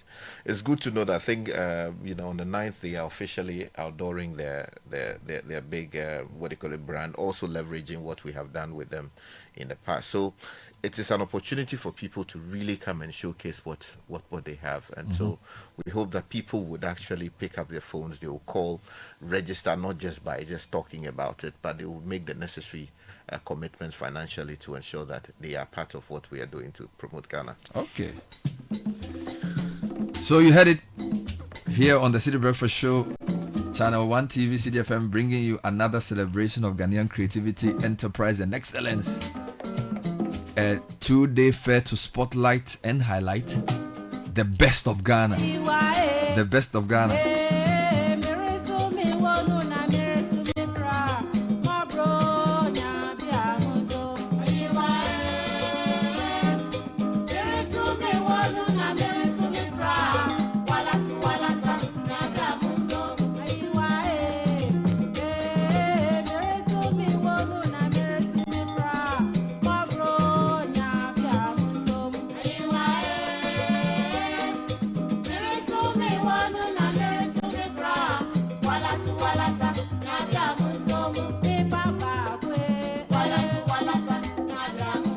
Another good one says, Ben, we participated in the This Is Ghana last year.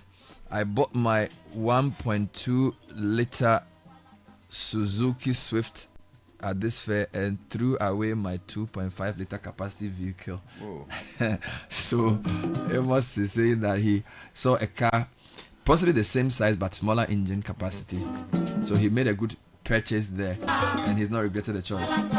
Yeah, thank you for that. Some of the finest EVs in the system now, we saw some of them at the last edition of the that's right, and comparatively the prices are looking really good.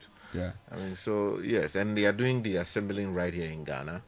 And so if you are one person who is looking at options that are cheaper and you also want to try things that other people are tending to, then perhaps you should come I think the EV cars, sometimes we should have a car, I wouldn't call it segment at the place, because I want to encourage them to come and showcase, because I've seen a few of them. Well, we had that 2 years ago. Like a car segment. Yeah. Because we have the local assemblers, we have the EVs and different kind of cars. You probably need to create a car. We had that 2 years ago. About 4 or 5 of them came. Last year we had like 1 or 2. Yeah, so if you enter the place, they were on the right, that's the EV one. Yeah. So it's open to the vehicle assembly people as well. Yeah. Looking forward to seeing you at This Is Ghana. 97.3 Citi FM is a minute past 9. So much to do this morning. Later on, I'll be speaking to friends from the office for the Registrar of Companies as we prepare for the big one. So don't forget that yesterday 2 of the 8 were laid to rest. The Honorable Alhaji Dr. Mutala Mohammed, my personal friend, and of course Dr. Mohammed Muniru Limuna, a very nice man. He was Minister for Agric. I interviewed him a few times in the past before he became National Security Coordinator, Deputy. And the 2 were laid to rest at the military cemetery near Bema Camp after prayers were held for them at the forecourt. I'll bring you some highlights of that. I want to take you to the president's speech that he gave at the Night of Remembrance. Quite poignant as well. You could tell that this has really hit him hard. These are people he's really, really close to, at least the 2 ministers, and of course some of the others on the list as well. So Alhaji Limuna was basically managing his stuff for him. Yeah, they are from the same region. He's a close friend of his as well. So let's hear. Before you go on, I'll leave. I'm just asking that we pray for the president. I mean, look, this is no joke. Yeah. It's no joke. And I watch him anytime he's standing, talking to the crowd, and a lot of things run through my mind that this is the real cost of leadership. I tell you. I mean, look, everybody expects him to be standing. Everybody expects him to hold himself together. But Charlie? The silent cries and the pain that he's had to endure. So, the churches, this is where we need you. I tell you. This is where we need you. It's not where we throw out scary prophecies and confuse everybody. This is where we need you. This Sunday, let's declare it prayer for President Mahama. This coming Sunday. Yes. I mean, I'm not a prophet. I'm not anything. We already started on Sunday. Prayer for President Mahama this coming Sunday. Yeah. All churches. You mean you can say, who do you think you are? That's not a. Let's pray for the man. Very important. Because very important. In his peacefulness, we shall also know peace. Yeah, it's true. Yeah. Oh, you finish? All right.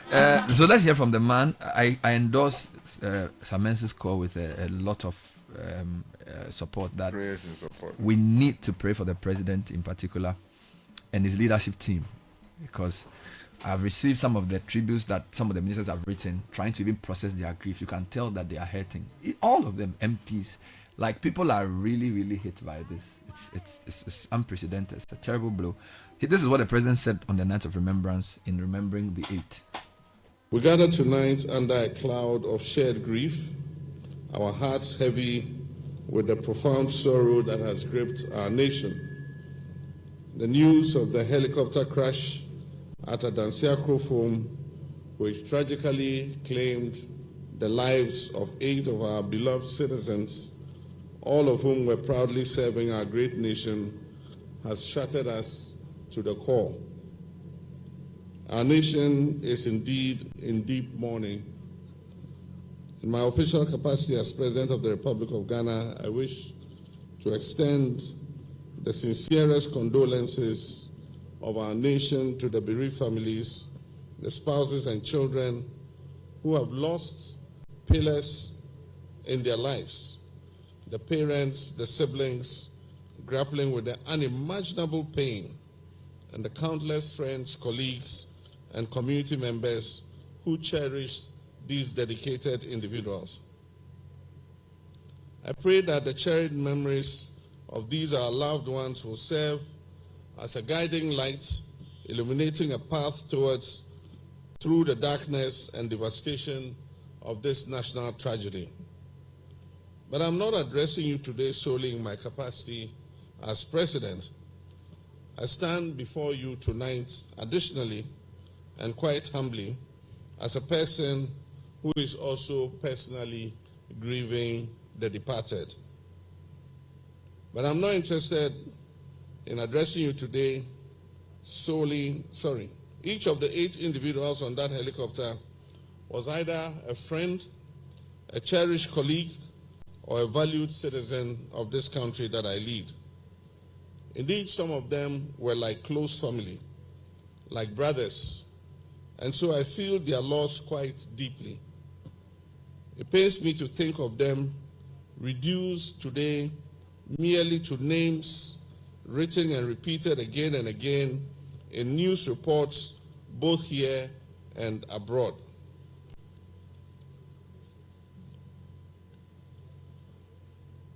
There were only a few days ago vibrant lives, each dedicated to a singular cause, the betterment of our country.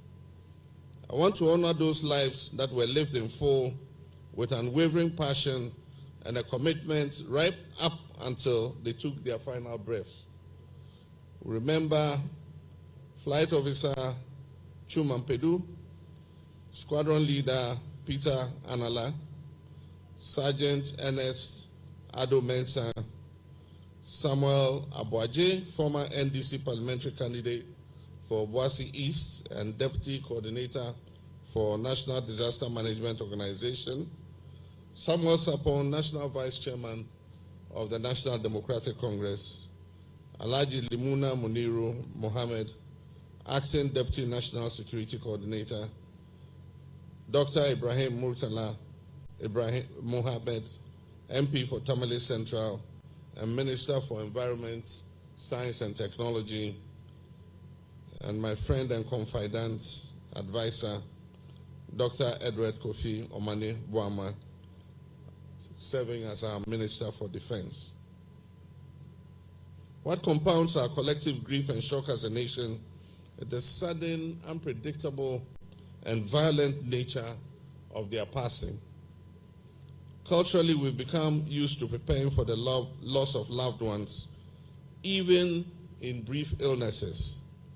Yet in this increasingly complex and fast-moving world, we're sometimes faced with such sudden bereavement, forcing us to confront how fragile and how fleeting life really is. Here today, gone tomorrow.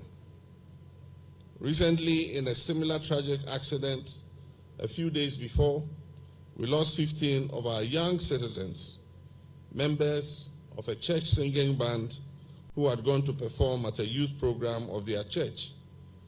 Similarly, on that occasion, I expressed my condolences to the bereaved family and placed a personal call to Openyin Abraham, who is the head of the Savior Church in Ghana, to whom these young people belonged. It is at times like this, however, that the true spirit of us as Ghanaians reveal itself. We showcase the profound compassion that we have, our inherent decency, our indomitable resilience, and our deep-seated unity that have come to define our nation, Ghana. Ladies and gentlemen, we come together tonight not solely as a nation divided by regions, ethnic groups, or political parties, but as a nation of brothers and sisters held together by the fundamental understanding that we are indeed each other's keepers. Each one of us stands at the center of a vast network of people that extends beyond any single region or ethnic group. That was precisely the case with our 8 brothers we have just lost. Combined, I'm certain that the communities that they touch span the entire width and breadth of this nation, creating an interconnected tapestry of human relations. We're truly one seamless, unified family, and therefore we must not only mourn as one, but commit to healing as one. Their ultimate sacrifice, though painful beyond measure, serves as a powerful reminder of the profound work that remains to be done for Ghana. We know with absolute certainty that they will not want us to be paralyzed by grief. Indeed, they'll be the first to urge us to pick up the mantle, to channel our sorrow into renewed determination to get the work done.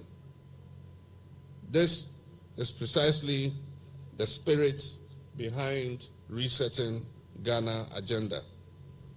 A comprehensive call to reevaluate, to rebuild, and to reignite our collective ambition for a stronger, more prosperous nation. It demands courage, innovation, and an unwavering belief in our shared destiny. Let us therefore transform this profound sorrow into a catalyst for action. Let us honor their memories not just with tears, but with renewed dedication to the very ideals that they lived and died for. Let us recommit ourselves to working tirelessly, transcending our differences and focusing our energies on the monumental task of nation building. They served Ghana with their last breath, and it is our sacred duty to continue that service, to build the Ghana they wanted, a Ghana of opportunity, justice, and prosperity for all our citizens. Ladies and gentlemen, today marks the end of the 3 days of mourning that was declared for our fallen colleagues. We move from grieving to accepting our loss. Following the positive identification of the bodies of our deceased brothers, we will lay the first two of our comrades to rest tomorrow at the military cemetery at Chado.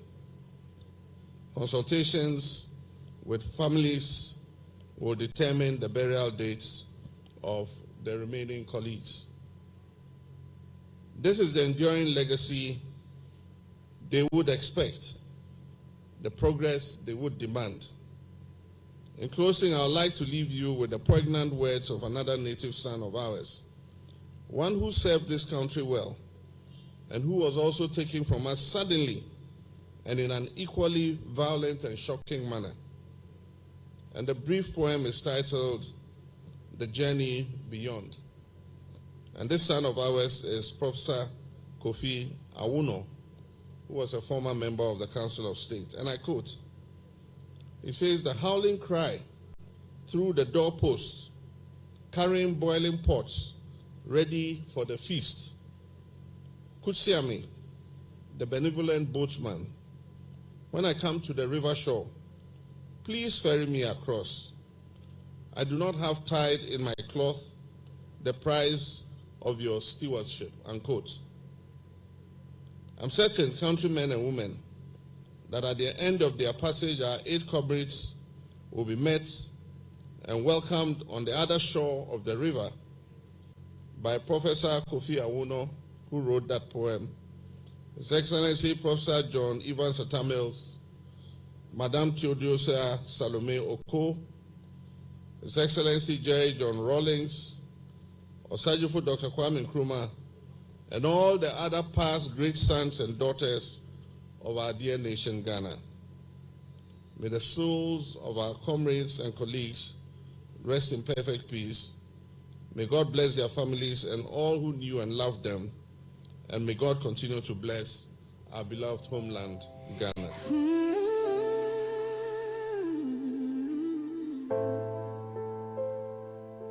Oh, Ghana, land of gold, land of hope. Our hearts are bleeding, it's time to heal.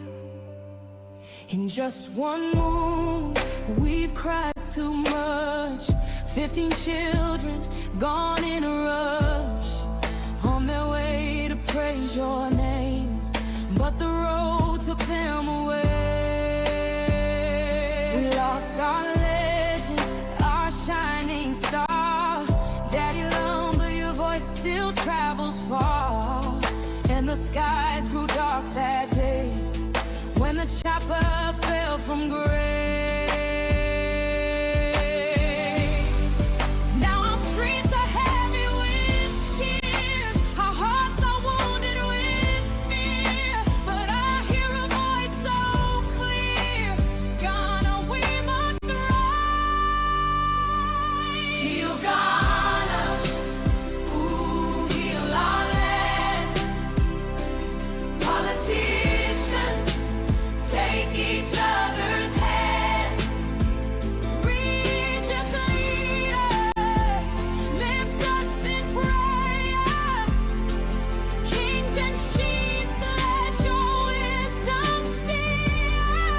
Let's put aside our pride, no more blood to stain our stride. Together, all together, we can heal Ghana.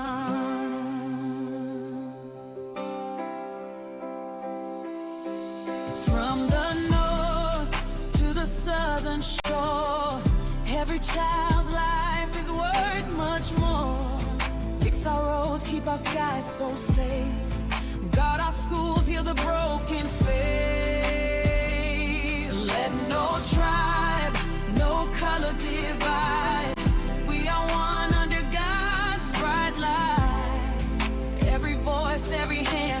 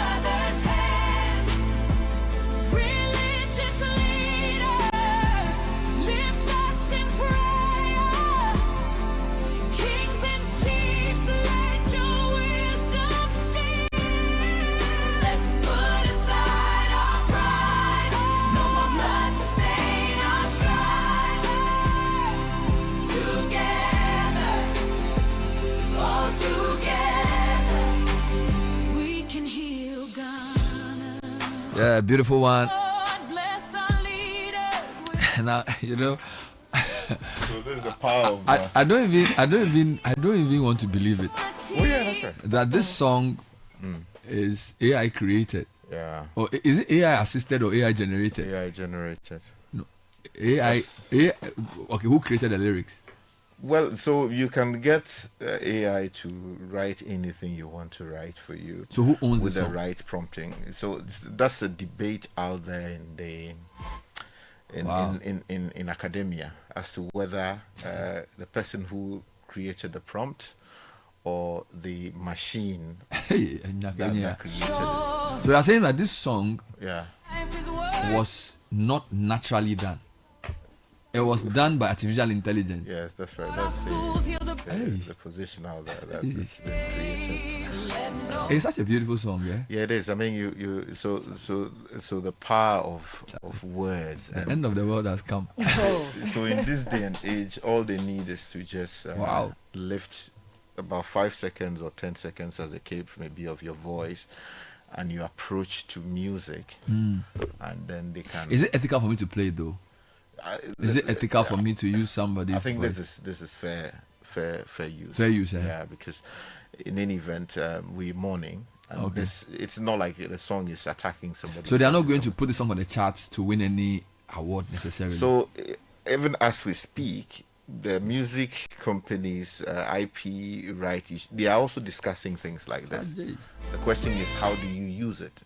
Are you using it responsibly, or are you using it irresponsibly? But if AI can help me do a song, then I can defeat everybody at the next Grammys. Is it the Grammys or whatever? Yeah, the Grammys. Wow. But the song makes sense, though.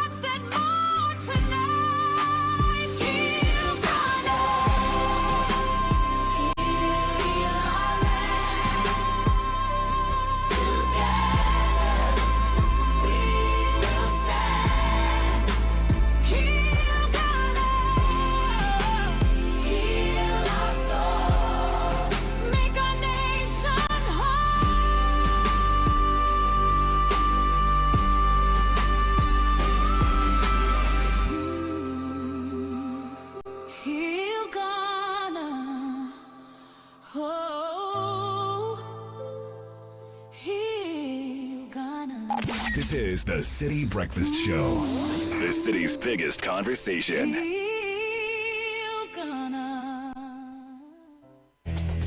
Hello, everyone. Prices continue to drop at Electroland Ghana Limited. CDA Picky Promotion on Samsung, TCL, Media, and NASCO Electronics. Get a NASCO 24-inch LED flat for $899 Ghana cedis. Starting from 2,999 Ghana cedis, you can get 6 kg NASCO washing machine plus a free gas stove. And the Media Inverter 1.5 HP R410 Unicool split comes with a free blender. And when you purchase 65, 75, and 85 TCL QD Mini LED 4K TVs, you will get a free TCL FHD Smart Android TV. Now buy a Samsung 578, 582, and 636-liter side-by-side refrigerators and walk away with free microwave grill. Go to our showrooms and dealer stores across Ghana now. Call 050-315-9739 or www.electrolandgh.com for inquiries.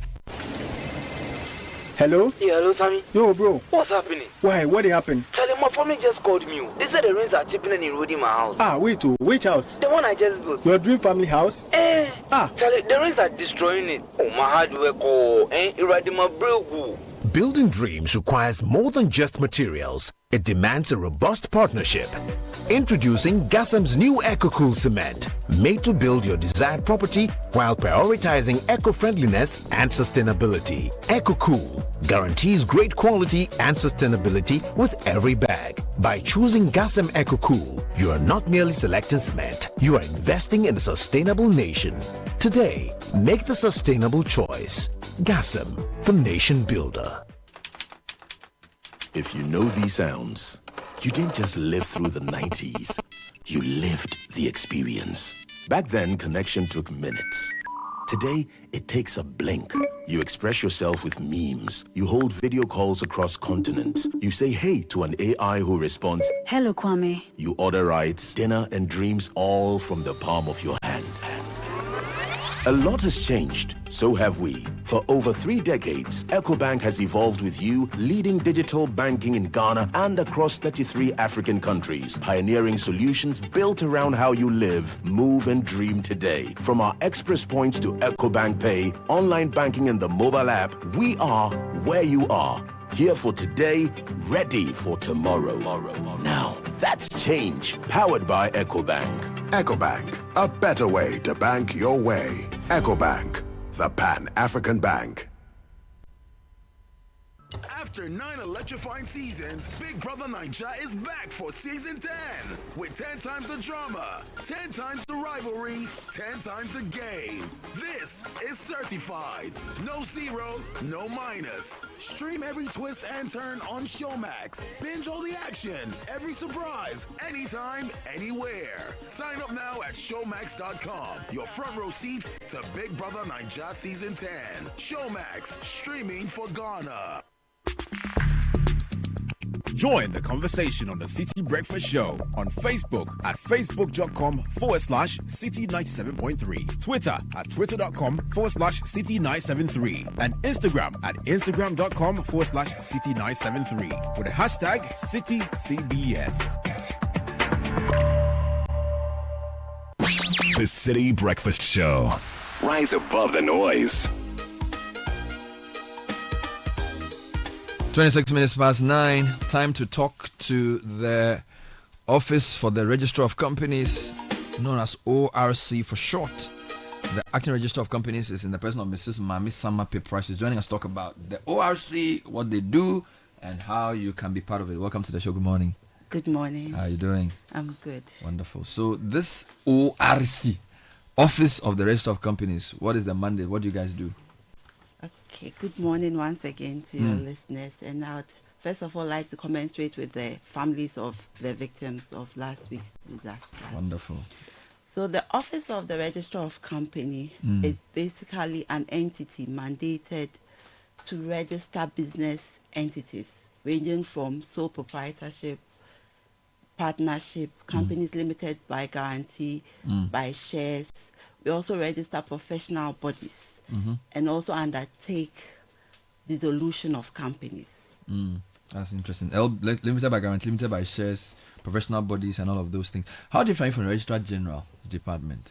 Okay, so the Office of the Registrar of Companies was decoupled from the Registrar General's department. Okay. Our focus is on business entities, bringing them to birth, ensuring they are compliant, and then when they are not able to be sustained, bringing the dissolution to that. The Registrar General's department deals solely with trademarks, marriages, and then administration of estates. I see. So you are like birth and death for companies. That is it.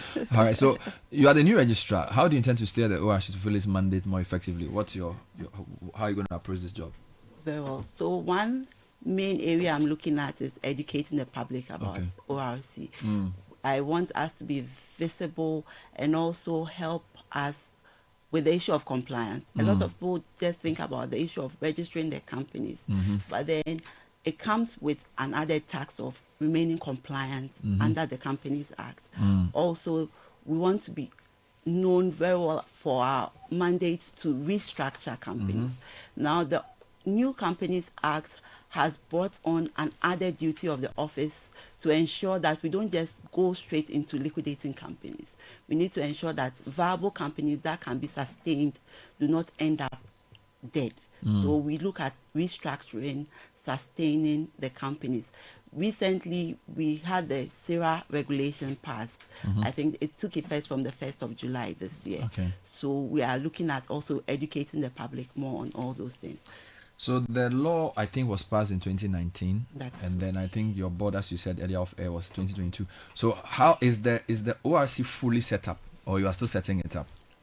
Okay, so the Act fully sets it up. Wonderful. But in terms of practical aspect, Mhm. the ORC is gradually taking shape. We have the board was set up 2022, as you mentioned, but then with the new government in place, it has been dissolved for a new one to be set up as well.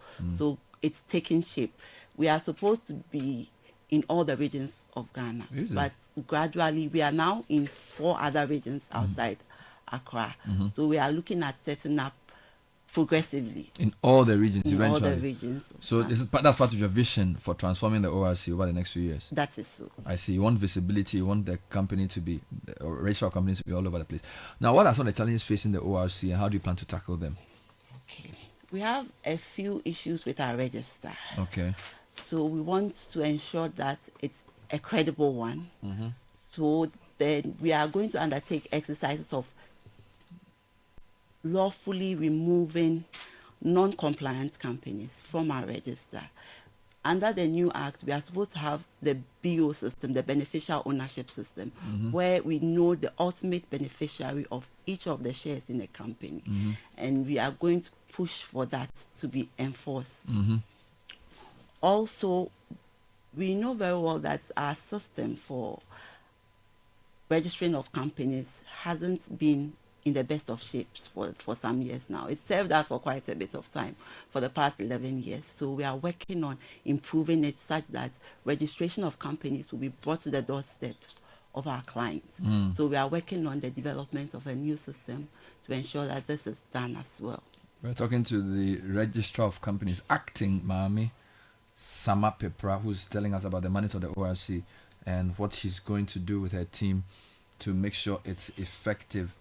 And so you are celebrating you're celebrating the ORC week. That's right. so. So tell me a bit about the celebration. Why the celebration, and what are the activities scheduled? Thank you. So as part of our mandate, we are supposed to educate the public about companies and its registration. So basically, the ORC week is just a means of fulfilling one of our mandates. We are going to be out there educating the public about what we do and try to give ORC that visibility that is needed.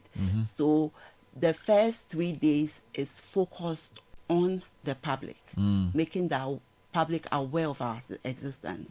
And the last 2 days, we are looking inward. We are looking to our staff, trying to empower them, trying to get them to relate to our clients professionally.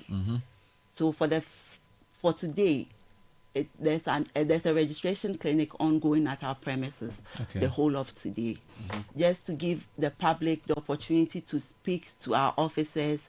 You know, one of our major problems is preparedness of our clients when they are coming. There are certain documents that you would require for the registration of your companies, which majority of our clients end up in our office without those documents. So we are going to make you aware of the things you need for each and every entity that you need to register. The issue of stated capital, what is required for every industry for registration. So our doors are open to all and sundry. We are also doing registration alongside this whole process. Where is your company located, and how can people get in touch with you? Okay, so our office is located in the ministries, in the same building as the Registrar General's Department. Okay.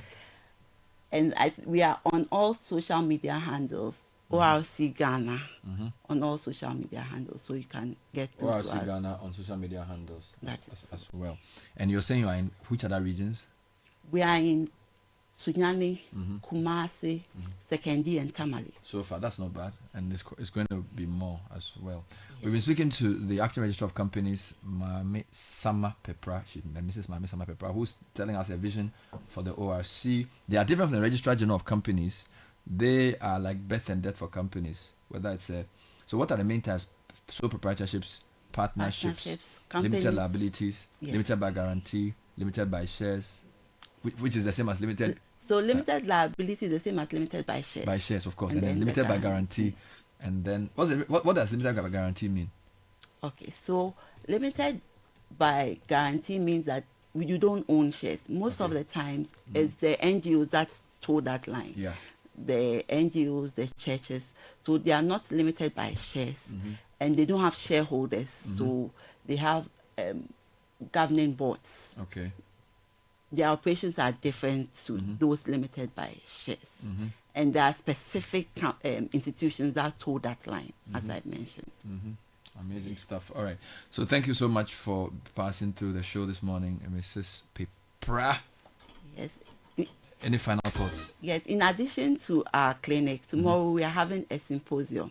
Is it? For all our stakeholders, including the legal community, the banking, financial, energy. Where? At Alisa Hotel. Time? 10 o'clock. What's the theme? What's the topic? So the theme is resetting the business environment, the role of the enterprise risk management. You need to repeat this. Resetting the business environment, the role of enterprise risk management. And who is going to be speaking there? So we'll be joined by the Chief of Staff, by the Attorney General and Minister of Justice. He is our sector minister. Okay. We'll also be joined by JIPC CEO. Okay. And a few other people. And also a lot of the business community individuals will be there. GRA will be there. SNATE will be there. And other legal firms and private entities as well. Thank you very much, Mrs. Mamisama Pepra, Acting Registrar of Companies. Find out more about the ORC, look for them on social media. And tomorrow's event at Lisa Hotel from 10 a.m. That's so amazing.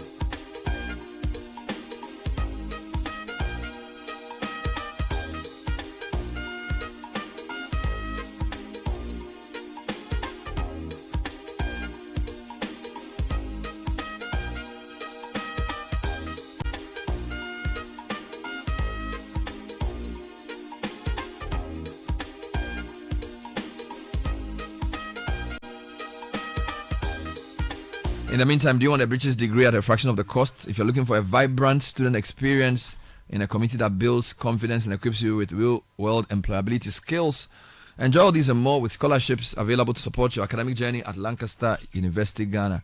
Be taught by expert faculty trained to UK standards right here on our campus in Ghana.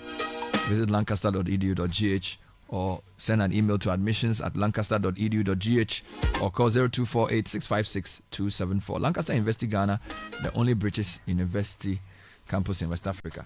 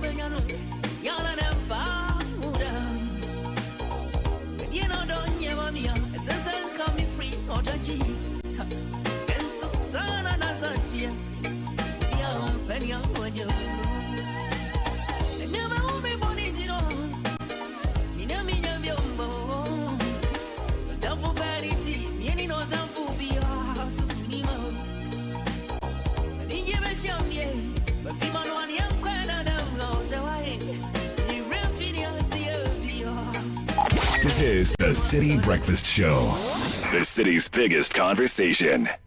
Burna Boy, Trevor Noah, Black Coffee, Chimamanda the writer, Febe Mugugu the fashion designer, and many more young African icons didn't get where they are by following mainstream paths. They did things differently. Say yes to doing things differently. Say yes to the creative person within you, the maker, innovator, entrepreneur. Chart a new path, learn new skills, globally recognized by the American Welding Society and Pearson's BTech. So whether in Ghana or abroad, you will shine. Say yes to DTI, a learning experience that is next level. Go to dtiafrica.com or call 054-169-3534. Hey, so what goes into building quality structures? I mean, literally, what goes into it? Wujaf, you don't want to be sitting here somewhere worrying whether or not you did a really good job. It's a very simple equation. If there's no diamond cement in the mix, massa, forget it. Don't start cry. Menye, diamond cement has been providing builders, block makers, and construction companies that peace of mind for years. Diamond cement is 42.5 R grade cement, unbeatable quality made right here in Ghana. And because we have your pocket in mind, we provide 32.5 R grade so that everybody getting on. No long talk, Jack. If there's no diamond cement in the mix, don't start. Locate Diamond Cement Ghana Limited nationwide with factories in Aflao, Takrade, and Buipe, or call 0244-313-368 or 0540-111-978 or 0202-021-175. Diamond Cement, still as hard as a diamond. Hot jobs. Tired of HR headaches? Simplify your business with Hot Jobs Africa. As your one-stop HR shop, we handle recruitment, labor outsourcing, expatriate management, consultancy services, and corporate trainings. Plus, we offer staff basing and 100% staff support to boost productivity. Don't let HR hassles hold you back. Contact Hot Jobs Africa today. Call us on 030-3980-362. WhatsApp us on 020-433-6004 or email info@hotjobsafrica.org. Visit our website www.hotjobsafrica.org. Hot Jobs Africa. Think HR, think Hot Jobs. Hot jobs. Join the conversation on the City Breakfast Show on Facebook at facebook.com/City97.3, Twitter at twitter.com/City973, and Instagram at instagram.com/City973 with the hashtag CityCBS.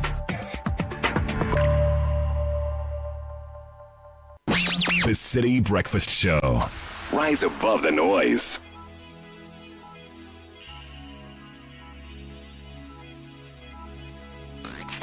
Unleashing the power of relevant radio. This is City 97.3.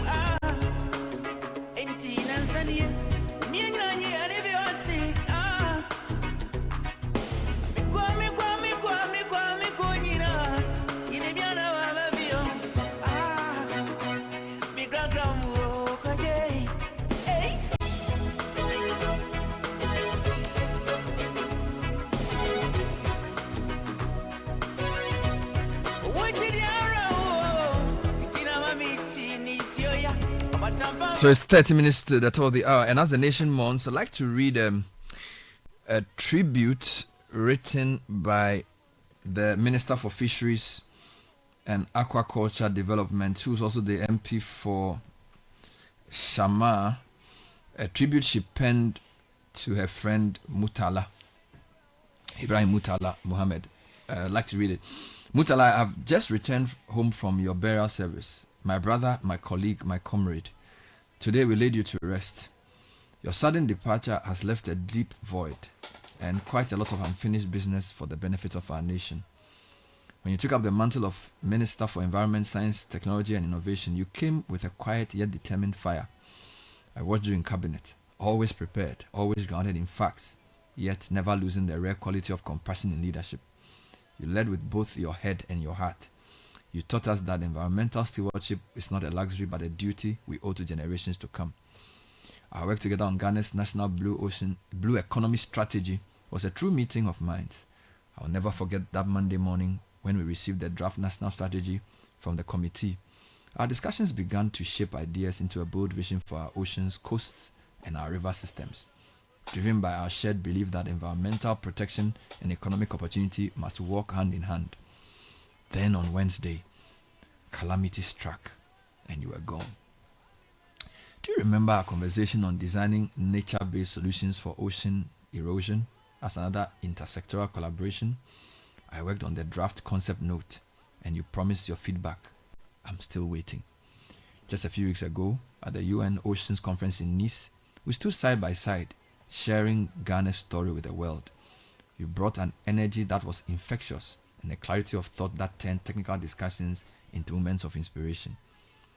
In those days, I saw not only the minister and the statesman, but also the friend who could tease and share a laugh after a long day. The patriot whose heart beat for Ghana's future. Going to parliament will sting. My sister Jifa Gomashi and I will miss you calling us two old women refusing to grow and pretending to be young girls, unquote.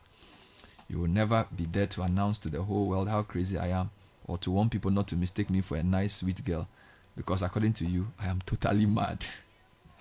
Your passing alongside our brother Dr. Mani Boama and others is a blow we'll carry for a long time. But I take comfort in knowing that your legacy will live on in the trees planted, the rivers restored, the blue economy vision you helped shape, the young minds you inspired, and the values you embodied. Rest well, Mutala. You served with honor, you led with vision, you leave us richer in spirit and poorer only in the ache of missing you. Farewell, my brother. May Allah grant you Janatul Fideus. Emilia Arthur, Minister for Fisheries and Aquaculture and Member of Parliament for Shama, from one MP to the other. A lot of the MPs are hurting. A lot of the ministers are down. A lot of our statesmen are really, really struggling to deal with this. Yeah, especially as it came almost a month after the death of Ernest Kumi. Remember that he died on the 7th of July, if my memory serves me correctly. Yeah. And this tragedy we're talking about happened on the 6th of August, right? So almost a month after we lost Ernest Kumi, and we are still grieving that as a nation. And this thing hits us all. It's a devastating one. And if you talk to many of the MPs, they will tell you that, look, it's difficult for them to process this. Yeah. And that's a truly beautiful tribute coming in from the MP for Shama and also the Minister for Fisheries. Yeah.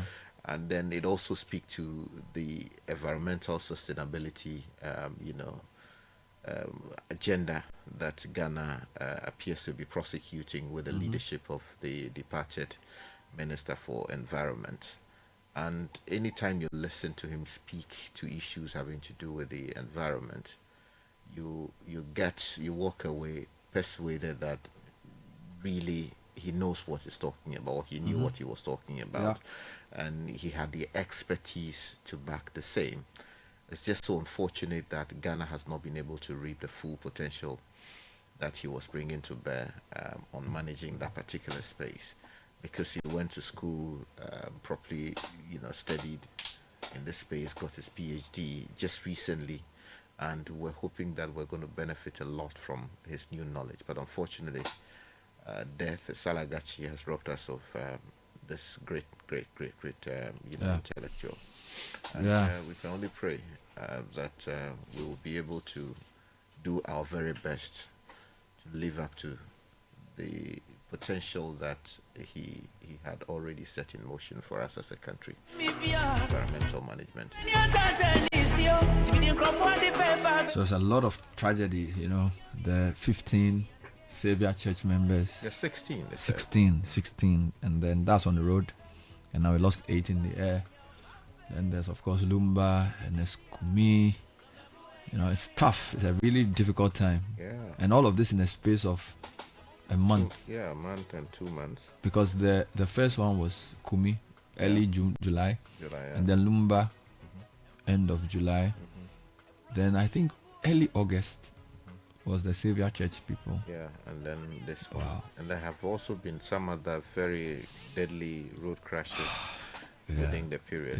We also saw the assassination, if you like, or the killing of, a chief in the Sawase area. Yeah. And a number of very disturbing things have happened. And I think when the dust settles, we should start a national campaign on safety. Yeah. I'm not sure just roads, or I feel like safety is also a culture.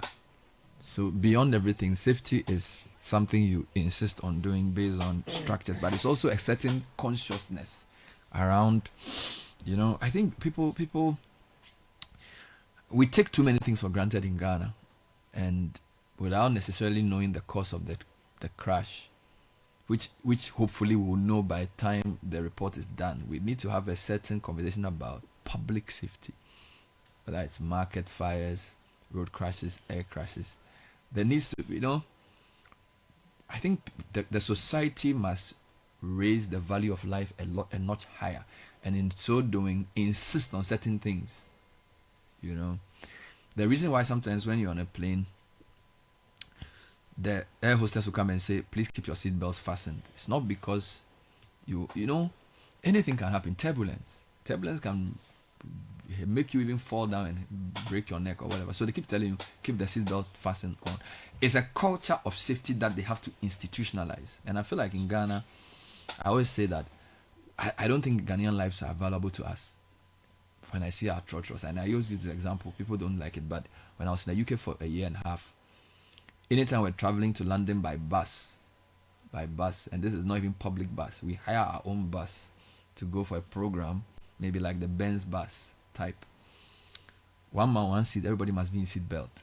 The driver will not move if everybody's not. So if we have 12 people in the cars, 11 seats, it's not going to work. Everybody must sit in one seat belt. There's a safety culture because he knows there's consequence as a driver for putting people in a vehicle without seat belts. All right. Of course, when you sit in a public bus, you may not be able to wear a seat belt like that. But I feel like our trotros, we should do more around what is allowable. You get it? You should be able to insist on some minimum things because you just want to keep people safe. These things don't happen every day, but the thing about safety is that it's like something that when it's not there, the consequence is grievous. So you may not know it's saving your life because accidents don't happen. But when the day it chooses to happen, so we should be able to say, okay, let's launch a national safety campaign. And let's not go and spend millions of dollars. Let's just institutionalize it to say if you're a driver in charge of a vehicle, you will be sanctioned if the people in the vehicle don't put on a seatbelt. That's a starting point. You get it? So you can say, if you sit in my car and you're on a seatbelt, I'm not moving the car. Simple. Uber driver, taxi driver. The laws are there, but you see, it's enforcement. That's the thing. So that's, I feel like a campaign is also attitudinal. Because you see, the thing about Ghana is that laws can help shape behavior. Okay? But when people are determined to live a certain way, including those who are supposed to enforce the law, then the law becomes useless. You get it? Because if both the policeman and the driver don't see anything wrong with the person driving without a seatbelt, the law is just useless. So in that case, you need to find a way of, we call it moral suasion. Tell the person that, look, this is not right. It's more impactful. Then the law can back it. But in Ghana, what we tend to do is that we identify a problem and then we pass a law and then we go and sleep. A law cannot implement itself. It's human beings who implement the law. And the people who are implementing the law, if they don't see it as a necessary tool for helping people's lives to be saved, or we don't value people's life, then the law doesn't mean anything. Right? We don't have a safety culture generally. Mm-hmm. We take things for granted, Fama Nyami type of thing, and it's not good, Charlie. See, for the first half of this year, the National Road Safety Authority told us that as of the end of June, we had lost 1,500 and something people on the roads through road crashes. Now, in any serious country, as I said previously, this should prick something in us. It should invoke some decisive response to deal with the challenges. We had not, finished processing that. Then, boom, these 16 young souls perished on their way to, the Ashanti region after having attended, a religious event. And even that hasn't, provoked us to start something and hopefully end the carnage on our roads. Because in any serious country where, 16 people, 16 kids with so much life, vibrant, emerging from a religious event on their way home just die like that. Look, there will be a policy response. But again, nothing happened. Nothing happened. We did not do much as a country. So it's an important issue you have raised. And I am just hoping that at some point soon, before long, something in us will switch. The light, the bulb that is off, it looks like we have to just flick it on. So that we can take decisive actions to preserve human life, because it's getting too much. Too much. Too much. Yes. And yesterday we were told that Kempong, associated with Daddy Lumba, also had a very serious accident, car crash on the way from the part of the central region. I mean, and it is, you see this, car crash here, that car crash there, and there's no policy response. Ghana, please. Our hospitals are full of people who are either maimed, or the emergency wards are full. We must do something. It cannot be life as usual. It cannot be. Kakra. Yeah, I mean, I agree. I think that the impunity and the haphazard way of life, the haphazard way of doing things as Ghanaians must come to a halt. Institutions must wake up and rise to the occasion. I'm adding to Bernard's call for a public safety culture. I think we need to also look at our response, our national emergency response, as well as disaster management response. We need to see that embedded in our culture, in policy, and also in regulation. So hopefully this country will rise to the occasion and effect the change that is required. Thank you very much, Francisca Kakra Forsen. Thank you very much, Richard De La Sky. Daddy Lumba se makramo.